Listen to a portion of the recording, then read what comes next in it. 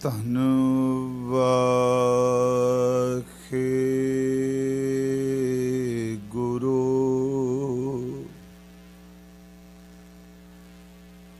ਸਾਹਿਬ JIO.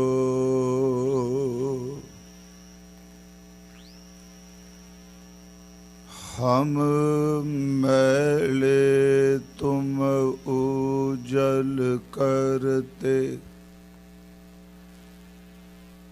हम निर्गुण तू दाता।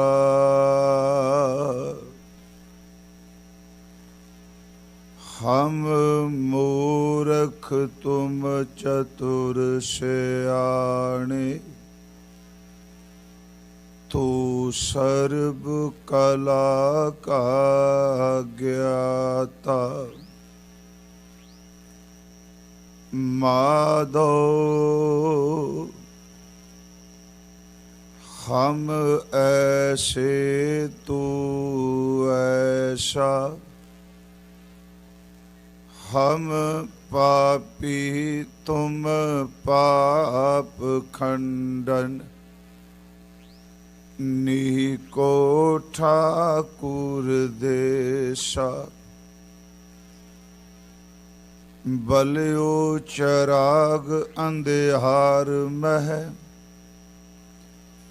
सब कल उदरी एक नाम धर्म, प्रगट सकल हर भवन मह। जन नानक गुर पार ब्रह्म, मैं मूर्ख की केतक बात है। कोट पराधी तरियारे, गुर नानक जिन सुनिया पेखिया। से फिर गर्भास ना परियारे। सतनाम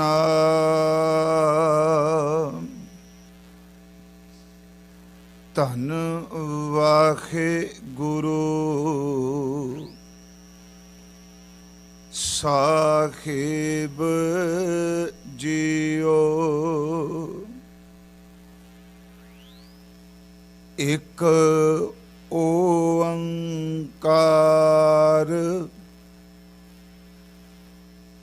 सत नाम,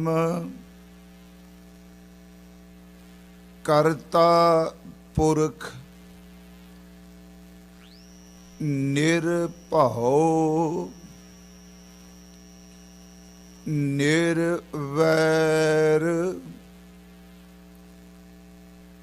अकाल मूरत अजूनी सैभं। गुर प्रसाद जप आद सच, जुगाद सच। है भी सच, नानक होसी भी सच।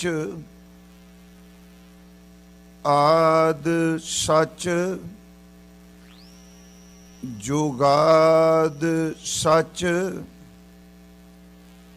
है भी सच, नानक होसी भी सच। वाहिगुरु जी का खालसा, वाहिगुरु जी की फतेह। परम सम्मान योग जुगो जुग अटल साहिब श्री गुरु ग्रंथ साहिब सच्चे पातशाह महाराज जी दी पावन पवित्र चरण शरण विच शोभाएमान गुरु सवारे सत संगी जनों, जिमें सन्मानयोग भाई साहब भाई नरिंदर सिंह जी ने आप जी नूं इस वरे दे समागमां दा वेरवा संखेप विच दे दिता है। आपां पिछले कुछ सालां तो हर साल इस महीने गुरु नानक साहब महाराज जी दे अनन गुरसिख 6 पातशाहियां दे दीदार करन हारे श्री गुरु ग्रंथ साहब जी दे पहले ग्रंथी साहब जी सच एवे गुरबाणी कुर्बानी और शस्त्रधारी जुझारू समा युग उन्हां अपनियां अखां नाल देखिया। 3 शब्द मैं फिर रिपीट कर लगा। गुरबाणी, उन्हां ने हजूर नूं गुरबाणी उचारण करदियां सुनिया ते अखां नाल देखिया। बाबा बुढ़ा साहब जी ने 5 गुरु साहिबान नूं उन्हां ने अपने नेत्रां नाल गुरु अर्जुन देव जी नूं कुर्बानी देन लग्गियां वदैगी दित्ती अपने नेत्रां नाल जांदियां देखिया। गुरबाणी कुर्बानी ते तीसरा शब्द दास ने वरतिया है कि उन्होंने गुरु हरगोबिंद साहब जी नूं तन ते शस्त्र सजाए ते हजूर नूं मैदान फतेह करदियां होया भी उन्हां देखिया। मेरे कहण तो मुराद धन धन बाबा बुढ़ा साहब जी, उन्हां दी सिमरती विच हर साल ये विशेष दीवान आयोजित किए जाते ने। पर इस वरे गुरु नानक साहब जी दे 550वें जां 550 साला आगमन गुरपुरब नूं समर्पित ये समागम नाल आयोजित किए गए। जिवें भाई साहब जी ने दसिया, हर साल सतगुरु जिन्नी कु सोझी बख्शदे आ, आपां हजूर दी अमृत बाणी विचों विचार करने खां। इस वरे मन च सी कि गुरु नानक साहब महाराज जी दा पुरब है ते शायद 14 दिन मैनू किते भी एक थां के निठ के ना मिल, क्योंकि भावें यूरोप विच भी जावां 2 दिन एक मुल्क 3 दिन एक मुल्क, पर इत्थे 14 दिन आपां नूं निठ के मिल गया। आपां सारियां ने रल के गुरु नानक साहब जी दे जप दी विचों उस्तत करनी है।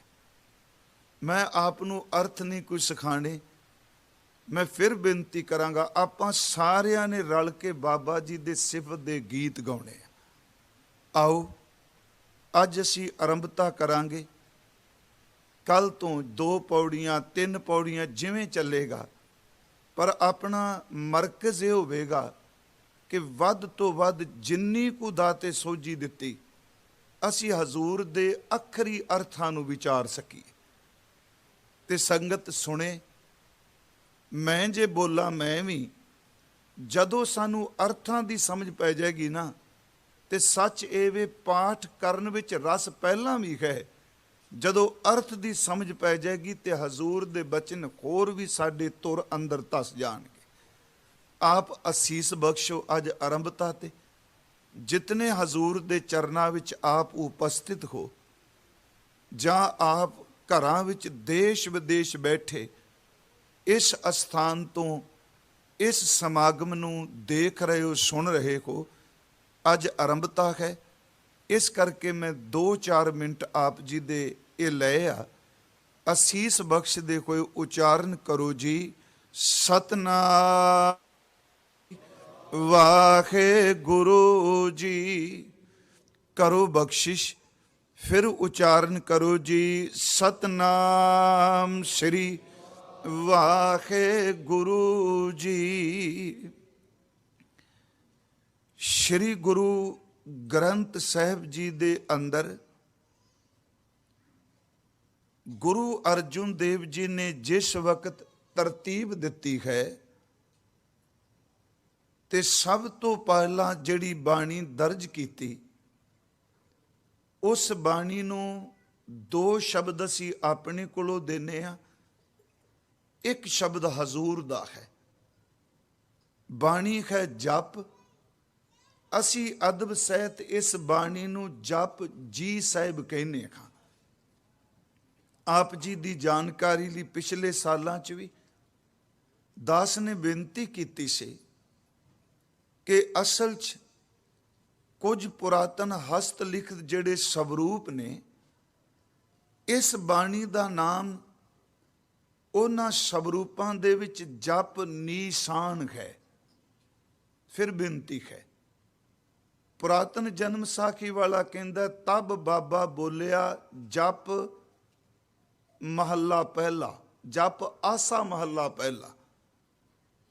ਪਰ ਆਪਾਂ ਜੋ ਸਾਡੇ ਕੋਲ ਸਵਰੂਪ 'ਚ ਇਸ ਬਾਣੀ ਦਾ ਨਾਮ ਜਪ ਨਿਸ਼ਾਨ ਹੈ। ਥੋੜੇ ਜਿਹੇ ਦੇ ਅਰਥ ਭਾਵੇਂ ਦਾਸ ਨੇ ਬਹੁਤ ਵਾਰ ਕੀਤੇ ਆ।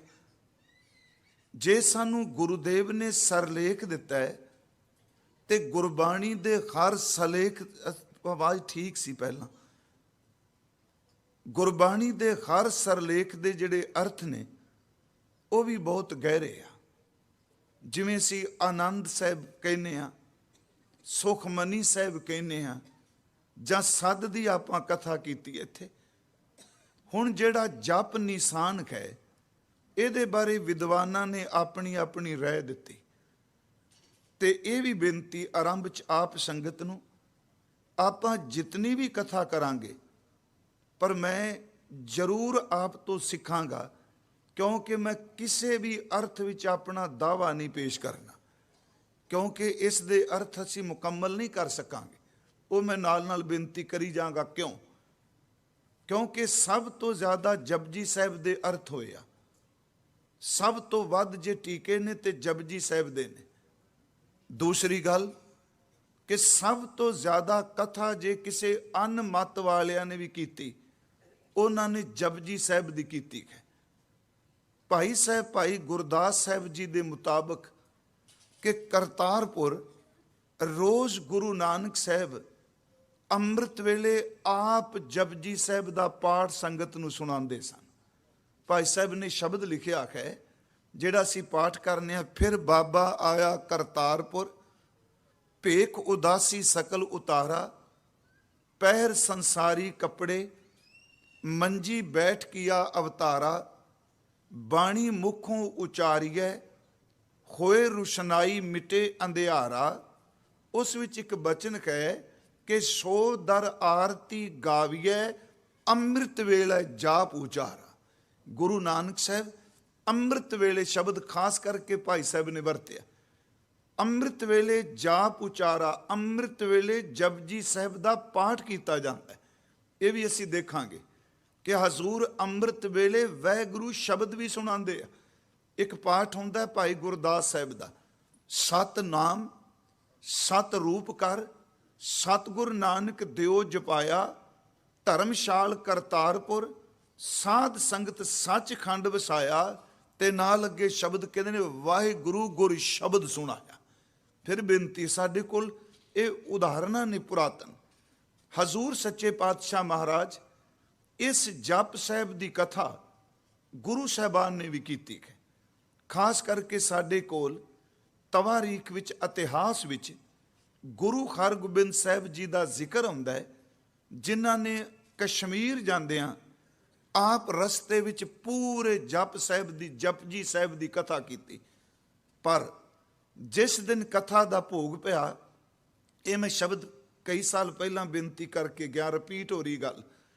ਜਿਸ ਵਕਤ ਭੋਗ ਪਿਆ ਤੇ ਸੰਗਤ ਨੇ ਸ਼ੁਕਰਾਨੇ ਵਜੋਂ ਹਜ਼ੂਰ ਦੇ ਚਰਨਾਂ 'ਚ ਬੇਨਤੀ ਕੀਤੀ ਕਿ ਮਹਾਰਾਜ ਆਪ ਜੀ ਨੇ ਜਪਜੀ ਸਾਹਿਬ ਦੇ ਅਰਥ ਵਿਆਖਿਆ ਕੀਤੀ ਤੇ ਸਤਿਗੁਰੂ ਨੇ ਭੋਗ ਵੇਲੇ ਜਿਹੜੇ ਸ਼ਬਦ ਵਰਤੇ ਉਹ ਸੁਣਨ ਵਾਲੀਆਂ ਨੇ ਦੋ ਤੁਕਾਂ। ਗੁਰਬਿਲਾਸ ਵਿੱਚ ਲਿਖਿਆ ਹੈ ਪਾਤਸ਼ਾਹੀ ਛੇਵੀਂ ਵਿੱਚ, ਬਹੁਰ ਸ਼੍ਰੀ ਮੁਖ ਬਚਨ ਪਖਾਨੋ। ਇਹਦਾ ਮਤਲਬ ਫਿਰ ਗੁਰੂ ਹਰਗੋਬਿੰਦ ਸਾਹਿਬ ਮੁਖ ਤੋਂ ਬੋਲੇ, ਅਰਥ ਯਾਹੇ ਗੁਰੂ ਨਾਨਕ ਜਾਨੋ। ਜਿੰਨੀ ਸਮਝ ਪਈ ਅਸੀਂ ਅਰਥ ਕਰ ਦਿੱਤੇ, ਪਰ ਸਾਧ ਸੰਗਤ ਜੀ ਇਸ ਬਾਣੀ ਦੇ ਮੁਕੰਮਲ ਅਰਥਾਂ ਨੂੰ ਧੰਨ ਗੁਰੂ ਨਾਨਕ ਸਾਹਿਬ ਜੀ ਜਾਣੇ। ਮੇਰੇ ਕਹਿਣ ਤੋਂ ਮੁਰਾਦ ਕਿ ਜਪਜੀ ਸਾਹਿਬ ਦਾ ਪਾਠ ਗੁਰੂ ਗ੍ਰੰਥ ਸਾਹਿਬ ਵਿੱਚ ਸਭ ਤੋਂ ਪਹਿਲਾਂ ਹੈ। ਥੋੜਾ ਜਿਹਾ ਇਹਦੇ ਸਰਲੇਖ ਸੰਬੰਧੀ ਮੈਂ ਬੇਨਤੀ ਕਰ ਦਿਆਂਗਾ। ਬਾਣੀ ਅਸੀਂ ਜਪ ਜੀ ਸਾਹਿਬ ਹੀ ਕਹਿੰਦੇ, ਅਸਲ 'ਚ ਤਤਕਰੇ ਵਿੱਚ ਹੈ ਸ਼ਬਦ ਜਪ ਨੀਸਾਨ। ਮੈਂ ਬੇਨਤੀ ਕੀਤੀ ਮਹਾਂਪੁਰਖਾਂ ਨੇ, ਵਿਦਵਾਨਾਂ ਨੇ, ਸਾਰਿਆਂ ਨੇ ਯਤਨ ਕੀਤਾ ਵੀ ਇਸ ਸ਼ਬਦ ਦੀ ਘੋਖ ਵਿੱਚ ਉਂਝ ਨਿਸ਼ਾਨ ਸ਼ਬਦ ਗੁਰੂ ਨਾਨਕ ਸਾਹਿਬ ਨੇ ਜਪਜੀ ਸਾਹਿਬ ਵਿੱਚ ਵੀ ਵਰਤਿਆ ਹੈ। ਗਾਵੇ ਕੋ ਦਾਤ ਜਾਣੈ ਨਿਸ਼ਾਨ, ਤਿੱਥੈ ਸੋਣ ਪੰਚ ਪ੍ਰਵਾਨ ਨਦਰੀ ਕਰਮ ਪਵੈ। ਨਿਸ਼ਾਨ ਸ਼ਬਦ ਵਰਤਿਆ, ਉੱਥੇ ਨਿਸ਼ਾਨ ਦਾ ਅਰਥ ਚਿੰਨ੍ਹ ਹੈ। ਪਰ ਕੁਝ ਵਿਦਵਾਨ ਕਹਿੰਦੇ ਆ ਕਿ ਉਹਨਾਂ ਨੇ 5 ਅਰਥ ਇਸ ਸ਼ਬਦ ਦੇ ਲੱਭੇ। ਵੈਸੇ ਤਾਂ ਬਹੁਤ ਅਰਥ ਨੇ। ਇੱਕ ਨਿਸ਼ਾਨ ਦਾ ਲਫ਼ਜ਼ੀ ਅਰਥ ਹੈ ਜੀ ਨਗਾਰਾ। ਜਿਹੜਾ ਆਪਾਂ ਨਗਾਰਾ ਵਜਾਉਂਦੇ ਆ, ਇਸ ਨੂੰ ਵੀ ਨਿਸ਼ਾਨ ਕਿਹਾ ਜਾਂਦਾ ਹੈ। ਦੂਸਰਾ ਨਿਸ਼ਾਨ ਦਾ ਅਰਥ ਹੈ ਤੁਜਾ, ਝੰਡਾ, ਫਲੈਗ, ਜਿਵੇਂ ਆਪਾਂ ਨਿਸ਼ਾਨ ਸਾਹਿਬ ਕਹਿੰਦੇ। ਤੀਸਰਾ ਨਿਸ਼ਾਨ ਦਾ ਅਰਥ ਹੈ ਚਿੰਨ੍ਹ, ਕਿ ਆਹ ਨਿਸ਼ਾਨੀ ਪੈ ਗਈ, ਨਿਸ਼ਾਨ ਪੈ ਗਿਆ। ਤੇ ਸੱਚ ਇਹ ਵੇ ਚੌਥਾ ਨਿਸ਼ਾਨ ਦਾ ਅਰਥ ਹੈ ਕਿ ਸਾਈਨ ਕਰਨੇ, ਸਿਗਨੇਚਰ ਕਰਨੇ, ਸਹੀ ਪਾਣੀ। ਤੇ ਪੰਜਵਾਂ ਨਿਸ਼ਾਨ ਦਾ ਲਫ਼ਜ਼ੀ ਅਰਥ ਹੈ ਜੀ ਰਾਹਦਾਰੀ। ਬੇਨਤੀ ਸੁਣਿਓ ਗੁਰਮੁਖੋ, ਇਹਦਾ ਮਤਲਬ ਨਿਸ਼ਾਨ ਦਾ ਅਰਥ ਨਿਸ਼ਾਨੀ, ਸਾਈਨ ਕਰਨੇ, ਝੰਡਾ, ਨਗਾਰਾ ਤੇ ਰਾਹਦਾਰੀ। ਰਾਹਦਾਰੀ ਬੜਾ ਪੁਰਾਣਾ ਸ਼ਬਦ ਹੈ। ਅਸਲ 'ਚ ਇੱਕ ਨੇ ਵਿਦਵਾਨ ਨੇ ਅਰਥ ਕੀਤੇ, ਕਹਿੰਦੇ ਨੇ ਇੰਜ ਪ੍ਰਤੀਤ ਹੁੰਦਾ ਹੈ। ਪ੍ਰਤੀਤ ਹੁੰਦਾ ਹੀ ਕਿਹਾ, ਦਾਵਾ ਨਹੀਂ ਬੰਨਿਆ। ਕਿਉਂਕਿ ਬਾਣੀ ਵਿੱਚ ਆਪਾਂ ਜਿਉਂ-ਜਿਉਂ ਜਪਜੀ ਸਾਹਿਬ ਪੜਾਂਗੇ ਤੇ ਸੱਚ ਇਹ ਵੇ ਆਪ ਗੁਰੂ ਨਾਨਕ ਸਾਹਿਬ ਦੇ ਚਰਨਾਂ ਵਿੱਚ ਸੱਚਮੁੱਚ ਵਾਰ-ਵਾਰ ਕੁਰਬਾਨ ਜਾਓਗੇ। ਇੰਨੀ ਨਿਰਮਾਣਤਾ ਪੂਰੇ ਜਪ 'ਚ ਕਿਤੇ ਦਾਵਾ ਨਹੀਂ। ਦੱਸ ਸਭ ਕੁਝ ਦਿੱਤਾ, ਪਰ ਕੋਈ ਦਾਵਾ ਨਹੀਂ ਕੀਤਾ ਮੈਂ ਸਭ ਕੁਝ ਜਾਣ ਗਿਆ।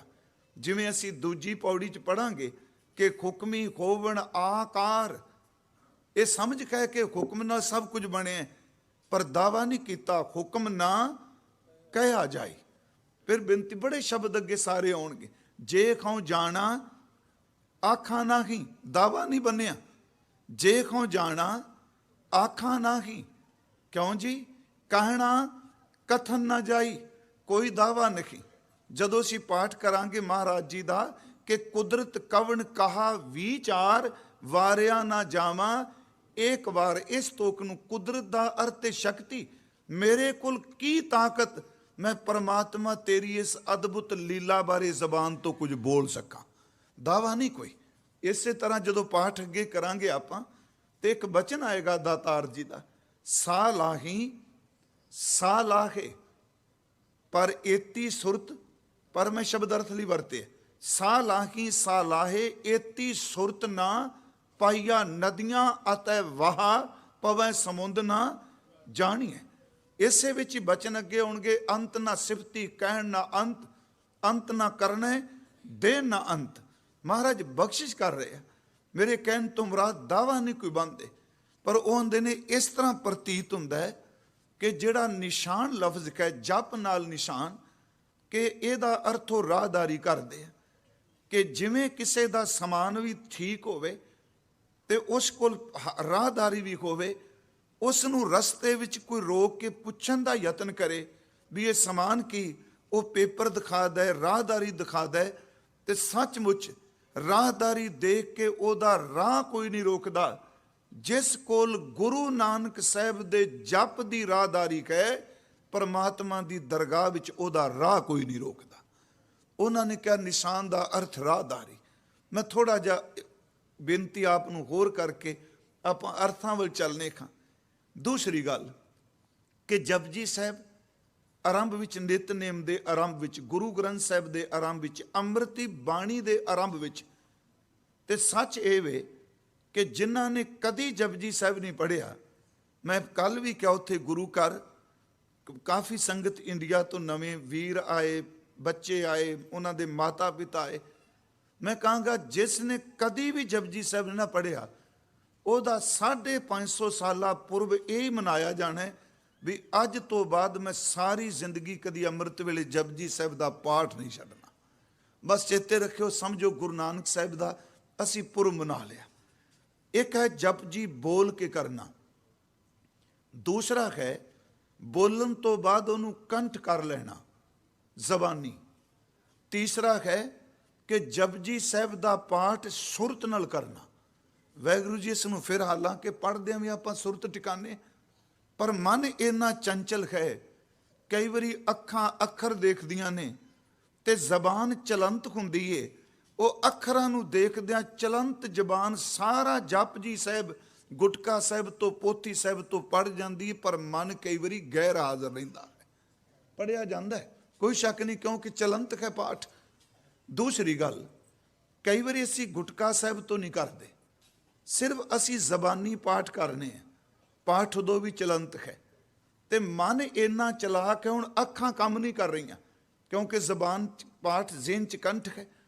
ਸਾਡੇ ਦਿਮਾਗ ਵਿੱਚੋਂ, ਜ਼ਿਹਨ ਵਿੱਚੋਂ ਉਹ ਪਾਠ ਜੋ ਚੇਤਾ ਸ਼ਕਤੀ ਚ ਪਿਆ ਉਹ ਤੁਕਾਂ ਨਿਕਲ ਗਈਆਂ, ਜ਼ਬਾਨ ਬੋਲੇਗੀ ਤੇ ਮਨ ਕਈ ਵਾਰੀ ਬੇਈਮਾਨੀ ਕਰਕੇ ਵਿੱਚੋਂ ਗੈਰ ਹਾਜ਼ਰ ਹੋ ਜਾਂਦਾ ਹੈ। ਪਾਠ ਹੋ ਰਿਹਾ ਪਰ ਮਨ ਹਾਜ਼ਰ ਨਹੀਂ। ਪਰ ਮੈਂ ਇੱਕ ਬੇਨਤੀ ਕਰਾਂਗਾ ਕਿ ਉਂਝ ਵੈਸੇ ਇਹਨੂੰ ਸਾਧਨ ਲਈ ਤਾਂ 9 ਦਰਵਾਜ਼ੇ ਬੰਦ ਕਰਕੇ ਅੰਦਰ ਕਾਬੂ ਆਉਂਦਾ ਹੈ।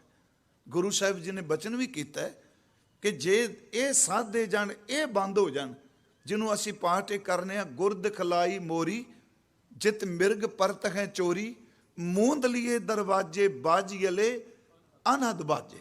ਭਾਈ ਸਾਹਿਬ ਕਹਿੰਦੇ ਚਰਮ ਦ੍ਰਿਸ਼ਟ ਮੂੰਦ ਪੇਖੈ ਦ੍ਰਿਬ ਦ੍ਰਿਸ਼ਟ ਕੈ, ਨਾਦ ਬਾਦ ਪਰ ਅਨਹਤ ਲਿਬ ਲਾਵੇ। ਭਾਈ ਗੁਰਦਾਸ ਸਾਹਿਬ ਕਹਿੰਦੇ ਨੇ ਚੰਮ ਵਾਲੀ ਦ੍ਰਿਸ਼ਟੀ ਬੰਦ ਹੋ ਜਾਏ ਤੇ ਅੰਦਰੋਂ ਬ੍ਰਹਮ ਵਾਲੀ ਦ੍ਰਿਸ਼ਟੀ ਆਪਣੇ ਆਪ ਪੈਦਾ ਹੋ ਜਾਏਗੀ।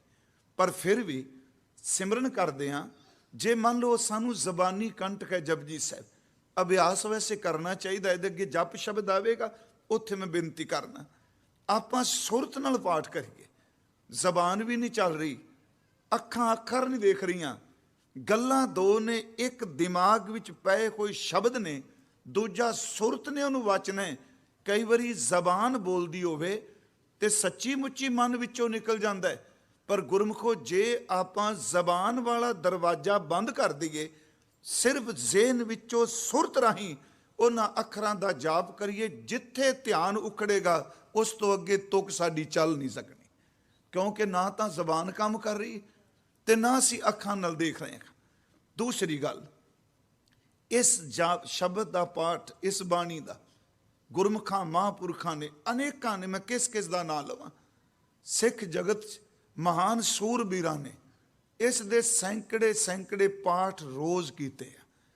ਇੱਥੋਂ ਤੱਕ ਸਿਰਫ ਇੱਕ ਉਦਾਹਰਨ, ਬਾਬਾ ਬੁੱਢਾ ਸਾਹਿਬ ਜੀ ਬਾਰੇ ਅਸੀਂ ਹਰ ਸਾਲ ਪੜ੍ਹਨੇ ਕਿ ਬਾਬਾ ਜੀ ਨੇ ਜਦੋਂ ਅੰਮ੍ਰਿਤ ਵੇਲੇ ਚੋਲਾ ਤਿਆਗਿਆ ਤੇ ਉਹਨਾਂ ਨੇ ਗੁਰੂ ਹਰਗੋਬਿੰਦ ਸਾਹਿਬ ਦੇ ਸਨਮੁਖ ਜਿੰਨੀ ਸੰਗਤ ਬੈਠੀ ਸੀ, ਉੱਚੀ ਆਵਾਜ਼ ਵਿੱਚ ਬੋਲ ਕੇ ਜਪਜੀ ਸਾਹਿਬ ਦਾ ਪਾਠ ਕਰਕੇ ਭੋਗ ਪਾਇਆ ਸੀ। ਫਿਰ ਉਹਨਾਂ ਨੇ ਸਰੀਰ ਤਿਆਗਿਆ। ਮੈਂ ਬੇਨਤੀ ਕਰਾਂ, ਚਾਂਦਨੀ ਚੌਂਕ 'ਚ ਅਸੀਂ ਅੱਜ ਚੌਂਕ ਦੇਖਨੇ ਆ, ਜਿੱਥੇ ਭਾਈ ਮਤੀ ਦਾਸ ਜੀ ਦੇ ਸਰੀਰ ਦੇ ਆਰੇ ਨਾਲ 2 ਖੰਡ ਕੀਤੇ, 2 ਟੁਕੜੇ ਕੀਤੇ। ਸਾਡੀ ਤਵਾਰੀ ਕਹਿੰਦੀ ਹੈ ਕਿ ਉਹਦੇ ਟੁਕੜਿਆਂ ਵਿੱਚੋਂ ਵੀ ਜਪਜੀ ਸਾਹਿਬ ਦੀ ਆਵਾਜ਼ ਆਉਂਦੀ ਰਹੇ। ਭਾਈ ਸੰਤੋਖ ਸਿੰਘ ਨੇ ਲਿਖਿਆ, ਅਰਦੋ ਉਰਦ ਚਰਾਏ ਸੋਦਾਰਾ, ਪਰਿਓ ਪ੍ਰਿਥਵੀ ਪਰ ਖਵੈ ਦੁਐ ਫਾਰਾ, ਦੋਨੋਂ ਤਨ ਤੇ ਜਪਜੀ ਪੜੈ, ਹੇਰਤ ਸਭ ਕੈ ਅਚਰਜ ਬੜੈ। ਦੂਸਰੀ ਗੱਲ, ਦੂਸਰੇ ਦਿਨ ਗੁਰੂ ਤੇਗ ਬਹਾਦਰ ਸ਼ਹੀਦ ਹੁੰਦੇ। 10 ਨਵੰਬਰ 1675 ਨੂੰ 3 ਸਿੱਖ ਸ਼ਹੀਦ ਹੁੰਦੇ ਆ। 11 ਨਵੰਬਰ 1675 ਨੂੰ ਦੁਪਹਿਰ ਦੇ ਵੇਲੇ ਗੁਰੂ ਤੇਗ ਬਹਾਦਰ ਸਾਹਿਬ ਸ਼ਹਾਦਤ ਤੋਂ ਪਹਿਲਾਂ ਸੀਸਗੰਜ ਦੇ ਥੱਲੇ ਪਿੱਛੇ ਖੂਹੀ ਹੈ, ਉੱਥੇ ਇਸ਼ਨਾਨ ਕਰਦੇ ਆ, ਬੋਰਡ ਥੱਲੇ ਆਉਂਦੇ ਨੇ, ਬੈਠਦੇ ਨੇ। ਉਸ ਵਕਤ ਕਾਜੀ ਨੂੰ, ਜਲਾਦ ਨੂੰ, ਦਰੋਗੇ ਨੂੰ सिर्फ इक्को शब्द कहते आ कि असी जप दा पाठ शुरू करांगे, जदों समाप्ति करके अकाल दे सन्मुख सी झुकावांगे तुसी अपनी तलवार दा वार कर लेना। गुरु तेग बहादुर साहब जी ने सचमुच शहीद होने तो पहला जपजी साहब दा पाठ अपनी रसना तो कीता। खैर मैं ज़्यादा डिटेल च नहीं, जपजी साहब दी आरंभता हजूर सच्चे पातशाह जी ने जिस मूल मंत्र कहने मंगल कहने इस तो कीती है। सब तो पहला दातार जी ने जिसनों सिख ने पूजना है, जिसनों गुरु ग्रंथ साहब दे सेवादार ने बाणी पढ़न वाले ने जिदी उपासना करनी है, आखिर वो कौन है, ਉਹਦੇ गुण की ने, ਉਹਦੇ लक्षण की ने। सब तो पहला सतगुरां ने इत्थे बख्शिश की ते सब तो पहला शब्द कहे बचन कहे एक ओंकार। मैं बेनती करांगा आपां शायद अज ऐदकी साखियां जां इतिहास के अगे भी मैं यतन करना घट, क्योंकि अपना ध्यान सिर्फ अर्थां वल होना। हुण एक इहदा पाठ जो सानू उचारण कराया गया, एक ओंकार, 3 हिस्सियां च पाठ हुंदा है, एकमकार नहीं, एक ओंकार। हुण जिहड़ा ये आरंभता है ये अखर तो नहीं, बेनती है अखर तो नहीं। ठीक है, असीं ओंकार जदों पढ़ने आ ते साडे गुरमुखी विच जिहड़ा ऊड़ा है उहनूं खुला करके गुरुदेव ने ओंग दी आवाज़ दे दित्ती ते उत्ते जिहड़ी लकीर खिंची है ਉਹਦਾ ਅਸੀਂ ਉਚਾਰਨ ਕਾਰ ਕਰਨੇ ਹਾਂ। ਇਹ ਸੰਸਕ੍ਰਿਤ ਦਾ ਪਛੇਤਰ ਕਿਹਾ ਜਾਂਦਾ ਵੈਸੇ, ਪਰ ਜੋ ਹਜ਼ੂਰ ਨੇ ਆਰੰਭਤਾ ਕੀਤੀ ਉਹਨਾਂ ਨੇ ਇੱਕ ਤੋਂ ਕੀਤੀ। ਇਹ ਆਪ ਨਾ ਕਈ ਵਾਰੀ ਸਾਂਝ ਪਾਈ ਹੈ, ਓਮ ਸ਼ਬਦ, ਓਮਕਾਰ ਸ਼ਬਦ, ਓੰਗ ਸ਼ਬਦ ਇਹ ਪੂਰਬ ਦੇ ਧਰਮ ਗ੍ਰੰਥਾਂ ਵਿੱਚ ਬਹੁਤ ਵਰਤਿਆ ਹੈ ਤੇ ਗੁਰੂ ਗ੍ਰੰਥ ਸਾਹਿਬ ਵਿੱਚ ਇਹਦੀ ਭਰਪੂਰ ਵਰਤੋਂ ਕੀਤੀ ਗਈ। ਓਮ ਸ਼ਬਦ ਵੀ ਵਰਤਿਆ, ਓਮ ਨਮੋ ਭਗਵੰਤ ਗੁਸਾਈ। गुरु ग्रंथ साहिब ओनम अखर करो विचार, जां सतगुरु कहंदे ओंकार आद मैं जाना, इस शब्द दी ओंकार ओम ओनम ये शब्द वरते। ते गुरु ग्रंथ साहिब अंदर सतगुरां ने सच ये वे कि एक ओंकार दी थां ते ज़्यादातर शब्द एक अंकार वरत्या है। फिर बेनती सुनियो, असी जदों पाठ करने हैं कि जल थल मैयल पूरिया स्वामी सिरजनहार, अनक भांत होए पसरिया नानक एक अंकार। सच एवे उत्थे एक अंकार शब्द वरत्या है। जो सानू पढ़ाया गया वो है एक ओंकार। सब तो पहला बेनती जी इस गल नूं, हालांकि इहदी कोई मुकम्मल व्याख्या नहीं कर सकेगा, सब तो पहला सतगुरां ने गिनती विच, वैसे विद्वान कहते हैं संज्ञावाचक है, संख्यावाचक नहीं, सब तो पहला एक लिया। आपां जपजी साहिब दे पाठ भी देखांगे, जिहड़ा एक असीं उचारण करने वो अखरां विच भी आया। ईड़ी नूं सिहारी ते कक्के नूं औंकड़ एक, एक पाठ हुंदा ईड़ी नूं सिहारी कक्के नूं सिहारी एक, ईड़ी नूं सिहारी कक्का मुक्ता। हुण पाठ तां इस एक ही है ना, पर सतगुरां ने ओंकार तो पहला मैं बेनती करांगा एक लिखिया ते पूरे गुरु ग्रंथ साहिब विच सैकड़े वारी इस शब्द की वरतों की। 33 वारी तां गुरप्रसाद तक जिहड़ा मुकम्मल आया। एक ओंकार सतगुर प्रसाद 523 24 बार आया। एक ओंकार सतनाम करतापुर गुरप्रसाद भी आया। मेरे कहण तो मुराद गुरुदेव ने इस एक ओंकार की वरतों गुरु ग्रंथ साहिब दे विच सैकड़े वारी कीती, पर सैकड़े वारी सारियां थावां ते सरलेख रूप विच कीती। जिथे मंगल आया ना जी, चलो हैडिंग शब्द ना वरता, मंगल रूप विच कीती। पर इस दा कारण की जिहड़ा ओम शब्द है इहदे बारे बड़े अर्थ किए जाते, पर मैं बिल्कुल कंपैरेटिव स्टडी अनुसार नहीं करने, तुलनात्मक अध्ययन अनुसार नहीं करने। मेरी इच्छा है भी सौखे अर्थ मैनू भी समझ पै जाण ते संगत की सेवा कर सकां। हुण जिहड़ा शब्द ओम है इहदा अर्थ खुशी होवे, जय जयकार होवे, जी आयां नूं भी कहा गया। ते पूर्व दे ग्रंथ जदों कोई लिखदा सी ते इस अखर नूं शुभ जान के दे तो शुरुआत की जाती सी। बेनती है हुण ये शब्द जिहड़ा ओम है ਇਹ ਬ੍ਰਹਮਵਾਚਕ ਵੀ ਆਇਆ ਹੈ। ਇੱਥੇ ਯਾਦ ਰੱਖਿਓ, ਖੁਸ਼ੀ ਹੋਵੇ ਜੀ ਆਇਆਂ ਨਹੀਂ ਅਸੀਂ ਅਰਥ ਕਰਾਂਗੇ ਓਮ ਦੇ। ਇੱਥੇ ਓਮ ਇਹਦੇ ਅਰਥ ਮੈਂ ਕਰ ਲੱਗਾ ਇੱਕ ਓੰਕਾਰ। ਪਹਿਲਾਂ ਸ਼ੁਰੂ ਕਰਾਂਗੇ ਓੰਗ ਤੋਂ, ਫਿਰ ਇੱਕ ਦੀ ਗੱਲ ਕਰਨੀ। ਹੁਣ ਜਿਹੜਾ ਇਹ ਓਮ ਸ਼ਬਦ ਹੈ ਇਹ ਬ੍ਰਹਮਵਾਚਕ ਹੈ। ਵਿਦਵਾਨ ਕਹਿੰਦੇ ਆ ਵੀ ਗੁਰਦੇਵ ਨੇ ਇੱਕ ਕਿਉਂ ਨਾਲ ਲਾ ਦਿੱਤਾ। ਚਲੋ ਇਹ ਬ੍ਰਹਮਵਾਚਕ ਸ਼ਬਦ ਸੀ, ਈਵਨ ਕਿ ਗੁਰੂ ਗ੍ਰੰਥ ਸਾਹਿਬ ਵਿੱਚ ਇਹਦਾ ਮੈਰਜ ਕੀਤੀ, ਕਾਫੀ ਵਰਤੋਂ ਕੀਤੀ। ਹੋਇਆ ਕਿ ਵਿਆਖਿਆ ਕਰਦਿਆਂ ਇਸ ਓੰਗ ਸ਼ਬਦ ਨੂੰ ਜਿਹੜਾ ਬ੍ਰਹਮਵਾਚਕ ਸੀ, ਬ੍ਰਹਮਵਾਚਕ ਸਮਝ ਕੇ ਪ੍ਰਮਾਤਮਾ ਦਾ ਲਾਇਕ, ਉਹਦੀ ਲਖਾਇਕ, ਉਹਦੀ ਨਾਦ, ਕੀ ਕੀਤਾ ਰਿਸ਼ੀਆਂ ਵਿਦਵਾਨਾਂ ਨੇ, ਇਸ ਓਮ ਲਫ਼ਜ਼ ਦੀ ਧੁਨੀ ਨੂੰ ਲਮਕਾ ਕੇ, ਸਾਊਂਡ ਨੂੰ ਲਮਕਾ ਕੇ ਇਹਦੇ 3 ਟੁਕੜੇ ਕਰ ਦਿੱਤੇ। ਫਿਰ ਬੇਨਤੀ, ਜਿਵੇਂ ਓਮ, ਉਹ ਕਹਿੰਦੇ ਨੇ ਐੜਾ ਊੜਾ ਤੇ ਮੰਮਾ, ਇਹ 3 ਧੁਨੀ ਦੇ 3 ਟੁਕੜੇ ਬਣਾ ਦਿੱਤੇ। ਓਮ, ਐੜਾ ਊੜਾ ਤੇ ਮੰਮਾ, ਜਦੋਂ ਸਨਾਦ ਦੇ ਸਾਊਂਡ ਦੇ 3 ਟੁਕੜੇ ਕੀਤੇ, ਇਸ ਓਮ ਦੇ ਅਰਥ ਪਲਟ ਕੇ ਉਹਨਾਂ ਨੇ ਕਰ ਦਿੱਤੇ, ਇਹ ਸ਼ਬਦ ब्रह्मा विष्णु और महेश का लखायक है। फिर बेनती समझियो, वो 3 देवते च वंड दिता। हालांकि गुरु नानक साहब अगे बचन करनगे, एका माई जुगत व्याई, 3 चेले परवान, एक संसारी, एक भंडारी, एक लाए दीवान। असी पढ़ांगे जदों 5वीं पौड़ी, गुर ईश्वर गुरु गोरख ब्रह्मा गुर पार्वती माई। हुण उन्हां की कीता जी, इस नाद दे इस साउंड दे 3 टुकड़े बना दिते भी ये ब्रह्मा विष्णु और महेश देवतियां दा लखाइक है। गुरु साहब जी नहीं देखा, कईयां ने फिर ये अर्थ किते, ये रजगुण तम गुण और सतगुण का लखाइक है। ये माया दे 3 गुणा, वो भी 3 गुण ही ने। गुरु साहब जी ने सब तो पहली कृपा की, उन्होंने ओम शब्द जिहड़ा है उन्होंने ब्रह्मवाचक रखद्या होया, इस तो पहला संख्या वह संज्ञावाचक, पर गिनती तो आई ना, उत्थे 1 लिख दिता, 1 पा दिता। बहुत कमाल की महाराज जी ने। सब तो पहला खालसा जी, तुहाडा अध्यात्मकवाद विच न्यारापन एक ओंकार तो शुरू हो जाता है। 1 लिखा महाराज जी ने, अखरां च नहीं लिखिया।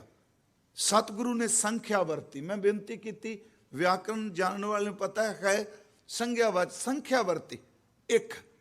ਇਹਦਾ ਕਾਰਨ, ਇੱਕ ਵਿਦਵਾਨ ਕਹਿੰਦਾ, ਜਦੋਂ ਤੁਸੀਂ ਅੱਖਰਾਂ ਦਾ ਸ਼ਬਦ ਬਣਾਉਂਦੇ ਹੋ ਤੇ ਸਮੇਂ ਦੇ ਨਾਲ ਕਈ ਵਾਰੀ ਬੰਦੇ ਸ਼ਬਦਾਂ ਦੇ ਅੱਖਰੀ ਅਰਥ ਆਪਣੀ ਮਰਜ਼ੀ ਦੇ ਕਰ ਜਾਂਦੇ ਆ। ਇਸ ਨੂੰ ਫਿਰ ਸੁਣਿਓ।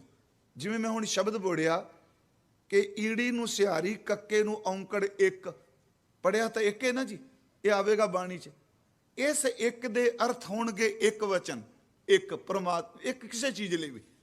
ਜਦੋਂ ਇਹ ਪਾਠ ਕਰਾਂਗੇ, ਈੜੀ ਨੂੰ ਸਿਹਾਰੀ, ਕੱਕੇ ਨੂੰ ਸਿਹਾਰੀ, ਉਚਾਰਨ ਤਾਂ 1 ਹੈ ਨਾ, ਪਰ ਸ਼ਬਦ ਅਰਥ ਬਦਲ ਗਿਆ, ਕਿਉਂਕਿ ਇੱਥੇ 1 ਦਾ ਅਰਥ ਹੋ ਜਾਏਗਾ ਕਈ। ਇੱਕ ਨਾ ਹੁਕਮੀ ਬਖਸ਼ੀਸ, 1 ਹੁਕਮੀ, ਉਹ ਈੜੀ ਨੂੰ ਸਿਹਾਰੀ, ਕੱਕੇ ਨੂੰ ਸਿਹਾਰੀ ਹੈ ਜੀ ਉੱਥੇ। ਹੁਣ ਉੱਥੇ 1 ਲਫ਼ਜ਼ ਹੈ ਉਚਾਰਨ 'ਚ, ਪਰ ਅਰਥੋਂ ਬਦਲ ਗਿਆ। ਮੈਂ ਬੇਨਤੀ ਕਰਾਂਗਾ, ਸ਼ਬਦ ਜਿਹੜਾ ਹੈ ਉਚਾਰਨ 1 ਰੱਖਦਾ, ਪਰ ਅਰਥ ਚੇਂਜ ਕਰ ਜਾਂਦਾ। ਇੱਕ ਵਾਰ ਇੱਥੇ ਅਰਜ਼ ਕੀਤੀ ਸੀ ਮੈਂ, ਚਲੋ ਰਿਪੀਟ ਕਰ ਲੱਗਾ। ਅਸੀਂ ਪਾਠ ਕਰਨੇ ਆ, ਤੇਰੀ ਭਗਤ ਭੰਡਾਰ ਜੀ ਭਰੇ ਬੇਅੰਤ ਬੇਅੰਤਾ, ਤੇਰੇ ਭਗਤ ਸਲਾਹਣ ਤੁਧ ਜੀ। ਹੁਣ ਆਪਾਂ ਪਾਠ ਕੀਤਾ, ਪਹਿਲਾਂ ਕੀਤਾ ਤੇਰੀ ਭਗਤ, ਫਿਰ ਪਾਠ ਕੀਤਾ ਤੇਰੇ ਭਗਤ, ਤੇ ਸਵਾਲ ਮਨ ਚ ਉੱਠੇਗਾ ਵੀ ਭਗਤ ਨਾਲ ਤੇਰੀ ਵੀ ਇਸਤਰੀ ਲਿੰਗ ਵੀ ਕਹਿ ਦਿੱਤਾ ਤੇ ਤੇਰੇ ਪੁਲਿੰਗ ਬਹੁਵਚਨ ਵੀ ਕਹਿ ਦਿੱਤਾ। ਹੁਣ ਉੱਥੇ ਫਿਰ ਸ਼ਬਦ ਨੂੰ ਜਾਣਨ ਵਾਲਾ ਦੱਸੇਗਾ ਕਿ ਜਿੱਥੇ ਤੇਰੀ ਭਗਤ ਆਉਂਦਾ ਉਚਾਰਨ ਇੱਕੋ ਵੇ, ਪਰ ਉੱਥੇ ਭਗਤ ਦੇ ਤੱਤੇ ਨੂੰ ਸਿਹਾਰੀ ਹੈ, ਇਹਦਾ ਅਰਥ ਹੈ ਤੇਰੀ ਭਗਤੀ। ਤੇ ਜਿੱਥੇ ਤੇਰੇ ਭਗਤ ਆਉਂਦਾ ਇਹ ਪੁਲਿੰਗ ਬਹੁਵਚਨ ਹੈ, ਇਹਦਾ ਅਰਥ ਹੈ ਤੇਰੀ ਭਗਤੀ ਕਰਨ ਵਾਲੇ ਭਗਤ, ਤੇਰੇ ਭਗਤ। ਮੈਂ ਬੇਨਤੀ ਕੀਤੀ, ਦੇਖੋ ਬਾਣੀ 'ਚ ਬੜੇ ਸ਼ਬਦ ਨੇ ਜਿਹੜਾ ਉਚਾਰਨ 1 ਰੱਖਦਾ, ਪਰ ਅਰਥ ਪ੍ਰਕਰਨ ਅਨੁਸਾਰ ਬਦਲ ਜਾਂਦਾ ਉਹਦਾ। ਇਹ ਨਹੀਂ ਕਿ ਉਹ ਸ਼ਬਦ ਦਾ ਅਰਥ ਸਾਰੀ ਬਾਣੀ। ਚਲੋ ਈਵਨ ਲਫ਼ਜ਼ ਹੈ ਸ਼ਬਦ, ਮੈਂ ਬੋਲਿਆ ਸ਼ਬਦ, ਪਿਛਲੇ ਦਿਨ ਮੈਂ ਕਿਹਾ ਕਿ ਸਾਰੇ ਸ਼ਬਦ ਦਾ ਅਰਥ ਗੁਰਬਾਣੀ ਵਿੱਚ, ਗੁਰਬਾਣੀ ਥੋੜਾ। ਜਦੋਂ ਅਸੀਂ ਪਾਠ ਕਰਨੇ ਆ, ਸਿੱਖੋ ਸ਼ਬਦ ਪਿਆਰਿਓ ਜਨਮ ਮਰਨ ਕੀ ਟੇਕ, ਇਹਦਾ ਅਰਥ ਹੈ ਬਾਣੀ, ਸ਼ਬਦ ਸਿੱਖੋ। ਜਦੋਂ ਆਪ ਹੁਣੇ ਪਾਠ ਕਰਦੇ ਹੋ ਜਪਜੀ ਸਾਹਿਬ 'ਚ, ਘੜੀਆ ਸ਼ਬਦ ਸੱਚੀ ਟਕਸਾਲ, ਉੱਥੇ ਸ਼ਬਦ ਦਾ ਅਰਥ ਹੈ ਜੀਵਨ। ਜਦੋਂ ਆਨੰਦ ਸਾਹਿਬ ਵਿੱਚ ਪੜ੍ਹਦੇ ਹੋ, ਅੰਦਰੋਂ ਜਿਨ ਕਾ ਮੋਹ ਟੁੱਟਾ ਤਿਨ ਕਾ ਸ਼ਬਦ ਸੱਚੇ ਸਵਾਰਿਆ, ਉੱਥੇ ਸ਼ਬਦ ਦਾ ਅਰਥ ਹੈ ਬੋਲ। ਜਦੋਂ ਅਸੀਂ ਪਾਠ ਕਰਨੇ ਆ ਅਨਹਤਾ ਸ਼ਬਦ ਵਾ ਜੰਤ ਭੇਰੀ, ਉੱਥੇ ਸ਼ਬਦ ਦਾ ਅਰਥ ਹੈ ਅਨਹਦਨਾਦ। ਮੇਰੇ ਕਹਿਣ ਤੋਂ ਮੁਰਾਦ ਇਹ ਨਹੀਂ ਕਿ ਅਸੀਂ ਬਾਬਾ ਜੀ ਦੀ ਇਸ ਰਚਨਾ ਦਾ ਅੰਤ ਪਾਉਣ ਲੱਗੇ। ਮੈਂ ਆਰੰਭ 'ਚ ਕਿਹਾ ਜਿੰਨੀ ਕੁ ਸਮਝ ਪਈ, ਸਤਿਗੁਰਾਂ ਨੇ ਇੱਕ ਸੰਗਿਆਵਾਚਕ ਵਰਤਿਆ। ਸ਼ਬਦ ਜਿਹੜਾ ਹੈ ਉਹ ਆਪਣੇ ਅਰਥ ਥਾਂ ਬਦਲ ਕੇ ਚੇਂਜ ਕਰ ਜਾਂਦਾ ਹੈ। ਮੈਥ ਪੜ੍ਹਨ ਵਾਲਿਆਂ ਨੂੰ ਪਤਾ ਹੈ ਨੰਬਰ ਕਦੀ ਆਪਣਾ ਅਰਥ ਨਹੀਂ ਚੇਂਜ ਕਰਦੇ ਹੁੰਦੇ, ਗਿਣਤੀ ਕਦੀ ਆਪਣਾ ਅਰਥ ਨਹੀਂ ਚੇਂਜ ਕਰਦੀ। ਇੱਥੇ ਸਤਿਗੁਰਾਂ ਨੇ ਇੱਕ ਬਖਸ਼ਿਸ਼ ਕੀਤੀ। ਉਹਨਾਂ ਨੇ ਓੰਕਾਰ ਤੋਂ ਪਹਿਲਾਂ ਇੱਕ ਲਿਖ ਕੇ ਸੰਗਿਆਵਾਚਕ ਸੰਖਿਆ ਹੈ, ਵੈਸੇ ਅੱਖਰ ਗਿਣਤੀ ਹੈ, ਇੱਕ ਲਿਖ ਕੇ ਇਹ ਬਿਲਕੁਲ ਸਿੱਧ ਕਰ ਦਿੱਤਾ ਕਿ ਚੇਤੇ ਰੱਖਿਓ ਉਹ ਕੇਵਲ ਇੱਕ ਹੈ, ਤੇ ਯਾਦ ਰੱਖਿਓ ਉਸ ਇੱਕ ਵਰਗਾ ਹੋਰ ਕੋਈ ਇੱਕ ਹੈ ਹੀ ਨਹੀਂ। ਇਸ ਕਰਕੇ ਦਾਤਾਰ ਨੇ ਸਭ ਤੋਂ ਪਹਿਲਾਂ ਸ਼ਬਦ ਵਰਤਿਆ, ਓੰਕਾਰ ਤੋਂ ਪਹਿਲਾਂ ਸ਼ਬਦ ਵਰਤਿਆ ਇੱਕ। ਸੁਣਿਓ ਅੱਗੇ ਅਸੀਂ ਦੇਖਨੇ ਇਸ ਨੂੰ, ਇੱਕ ਸ਼ਬਦ ਵਰਤਿਆ ਤੇ ਸਾਰੀ ਗੁਰਬਾਣੀ ਨੇ ਇੱਕ ਦੇ ਉੱਤੇ ਜ਼ੋਰ ਦਿੱਤਾ। ਆਪ ਪਾਠ ਕਰਦੇ ਹੋ, ਬਸ ਇੰਨਾ ਕੁ ਫਰਕ ਹੈ, ਗੁਰੂ ਸਾਹਿਬ ਇੱਕ ਤੋਂ ਅਨੇਕਤਾ ਵਿੱਚ ਲੈ ਕੇ ਜਾਂਦੇ ਆ ਤੇ ਅਨੇਕਤਾ ਵਿੱਚੋਂ ਫਿਰ ਇੱਕ ਦੀਆਂ ਝਲਕਾਂ ਮਰਵਾ ਦਿੰਦੇ ਆ। ਇਹ ਨਹੀਂ ਕਿ ਆਪਾਂ ਕਹਿ ਦਿੱਤਾ ਇੱਕ ਜੀ, ਇੱਕ ਦਾ ਮਤਲਬ ਹੋ ਗਿਆ ਕੇਵਲ ਗੁਰਦੁਆਰੇ। ਮਹਾਰਾਜ ਕਹਿੰਦੇ ਆ ਅਮਾਨਕ ਹੈ, ਨਿਦਾਨਕ ਹੈ, ਅਨੇਕ ਹੈ, ਫਿਰ ਇੱਕ ਹੈ। ਥੋੜਾ ਇਸ ਬੇਨਤੀ ਨੂੰ ਸੁਣਿਓ, ਆਰੰਭ 'ਚ ਹੈ ਇਹ ਇੱਕ ਬਚਨ ਅਸੀਂ ਪੜ੍ਹਨੇ ਆ ਗੁਰੂ ਗ੍ਰੰਥ ਸਾਹਿਬ 'ਚੋਂ, ਇਹਦੀ ਥੋੜੀ ਵਿਆਖਿਆ ਕਰ ਲਈ। ਇੱਕ ਹੈ, ਅਨੇਕਾਂ ਹੋ ਜਾਂਦਾ ਹੈ, ਤੇ ਫਿਰ ਇੱਕ ਦਾ ਇੱਕ ਰਹਿੰਦਾ। ਹੁਣ ਸ਼ਬਦ ਆਪਾਂ ਪੜ੍ਹਿਆ ਵੀ ਇੱਕ ਓਮ, ਇੱਕ ਦਾ ਅਰਥ ਹੈਗਾ ਅਦੁੱਤੀ। ਮੈਂ ਅਰਥ ਸਿੱਧੇ ਕਰਾਂ, ਅਦੁੱਤੀ, ਅਦੁੱਤੀਆ ਦਰ ਤੇ ਦੁੱਤੀਆ ਨਾਸਤ, ਇਹ ਜਿਹਦੇ ਵਰਗਾ ਹੋਰ ਦੂਜਾ ਕੋਈ ਨਹੀਂ।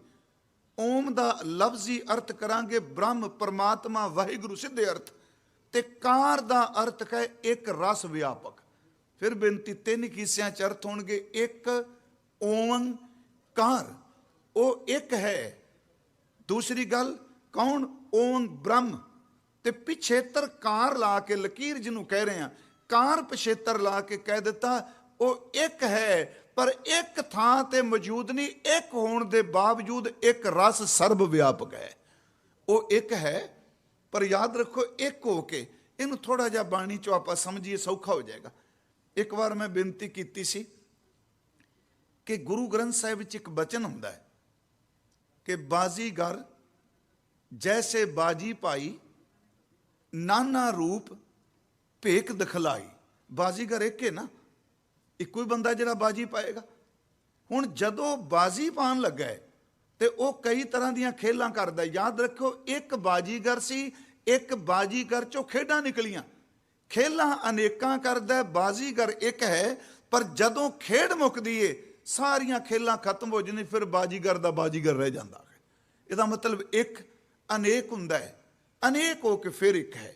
ਗੁਰੂ ਜੀ ਕਹਿੰਦੇ ਆ ਬਾਜ਼ੀਗਰ ਜੈਸੇ ਬਾਜੀ ਪਾਈ, ਨਾਨਾ ਰੂਪ ਭੇਖ ਦਿਖਲਾਈ, ਸਾਂਗ ਉਤਾਰ ਥਮਿਓ ਪਾਸਾਰਾ ਤਬ ਏਕੋ ਏਕ ਅੰਕਾਰਾ। ਇਹਦੇ ਦੂਜਾ ਉਦਾਹਰਨ ਦਿੱਤੀ, ਜਲ ਤੇ ਉਠੈ ਅਨਕ ਤਰੰਗਾ। ਪਾਣੀ ਇੱਕ ਹੈ ਨਾ ਸਮੁੰਦਰ ਦਾ, ਇੱਕ ਹੀ ਕਹਾਂਗੇ ਸਮੁੰਦਰ, ਪਾਣੀ ਇੱਕ, ਪਰ ਲਹਿਰਾਂ ਇੱਕ ਨਹੀਂ। ਪਰ ਉਸ ਇੱਕ ਵਿੱਚੋਂ ਅਨੇਕਤਾ ਦੀਆਂ ਲਹਿਰਾਂ ਨੇ।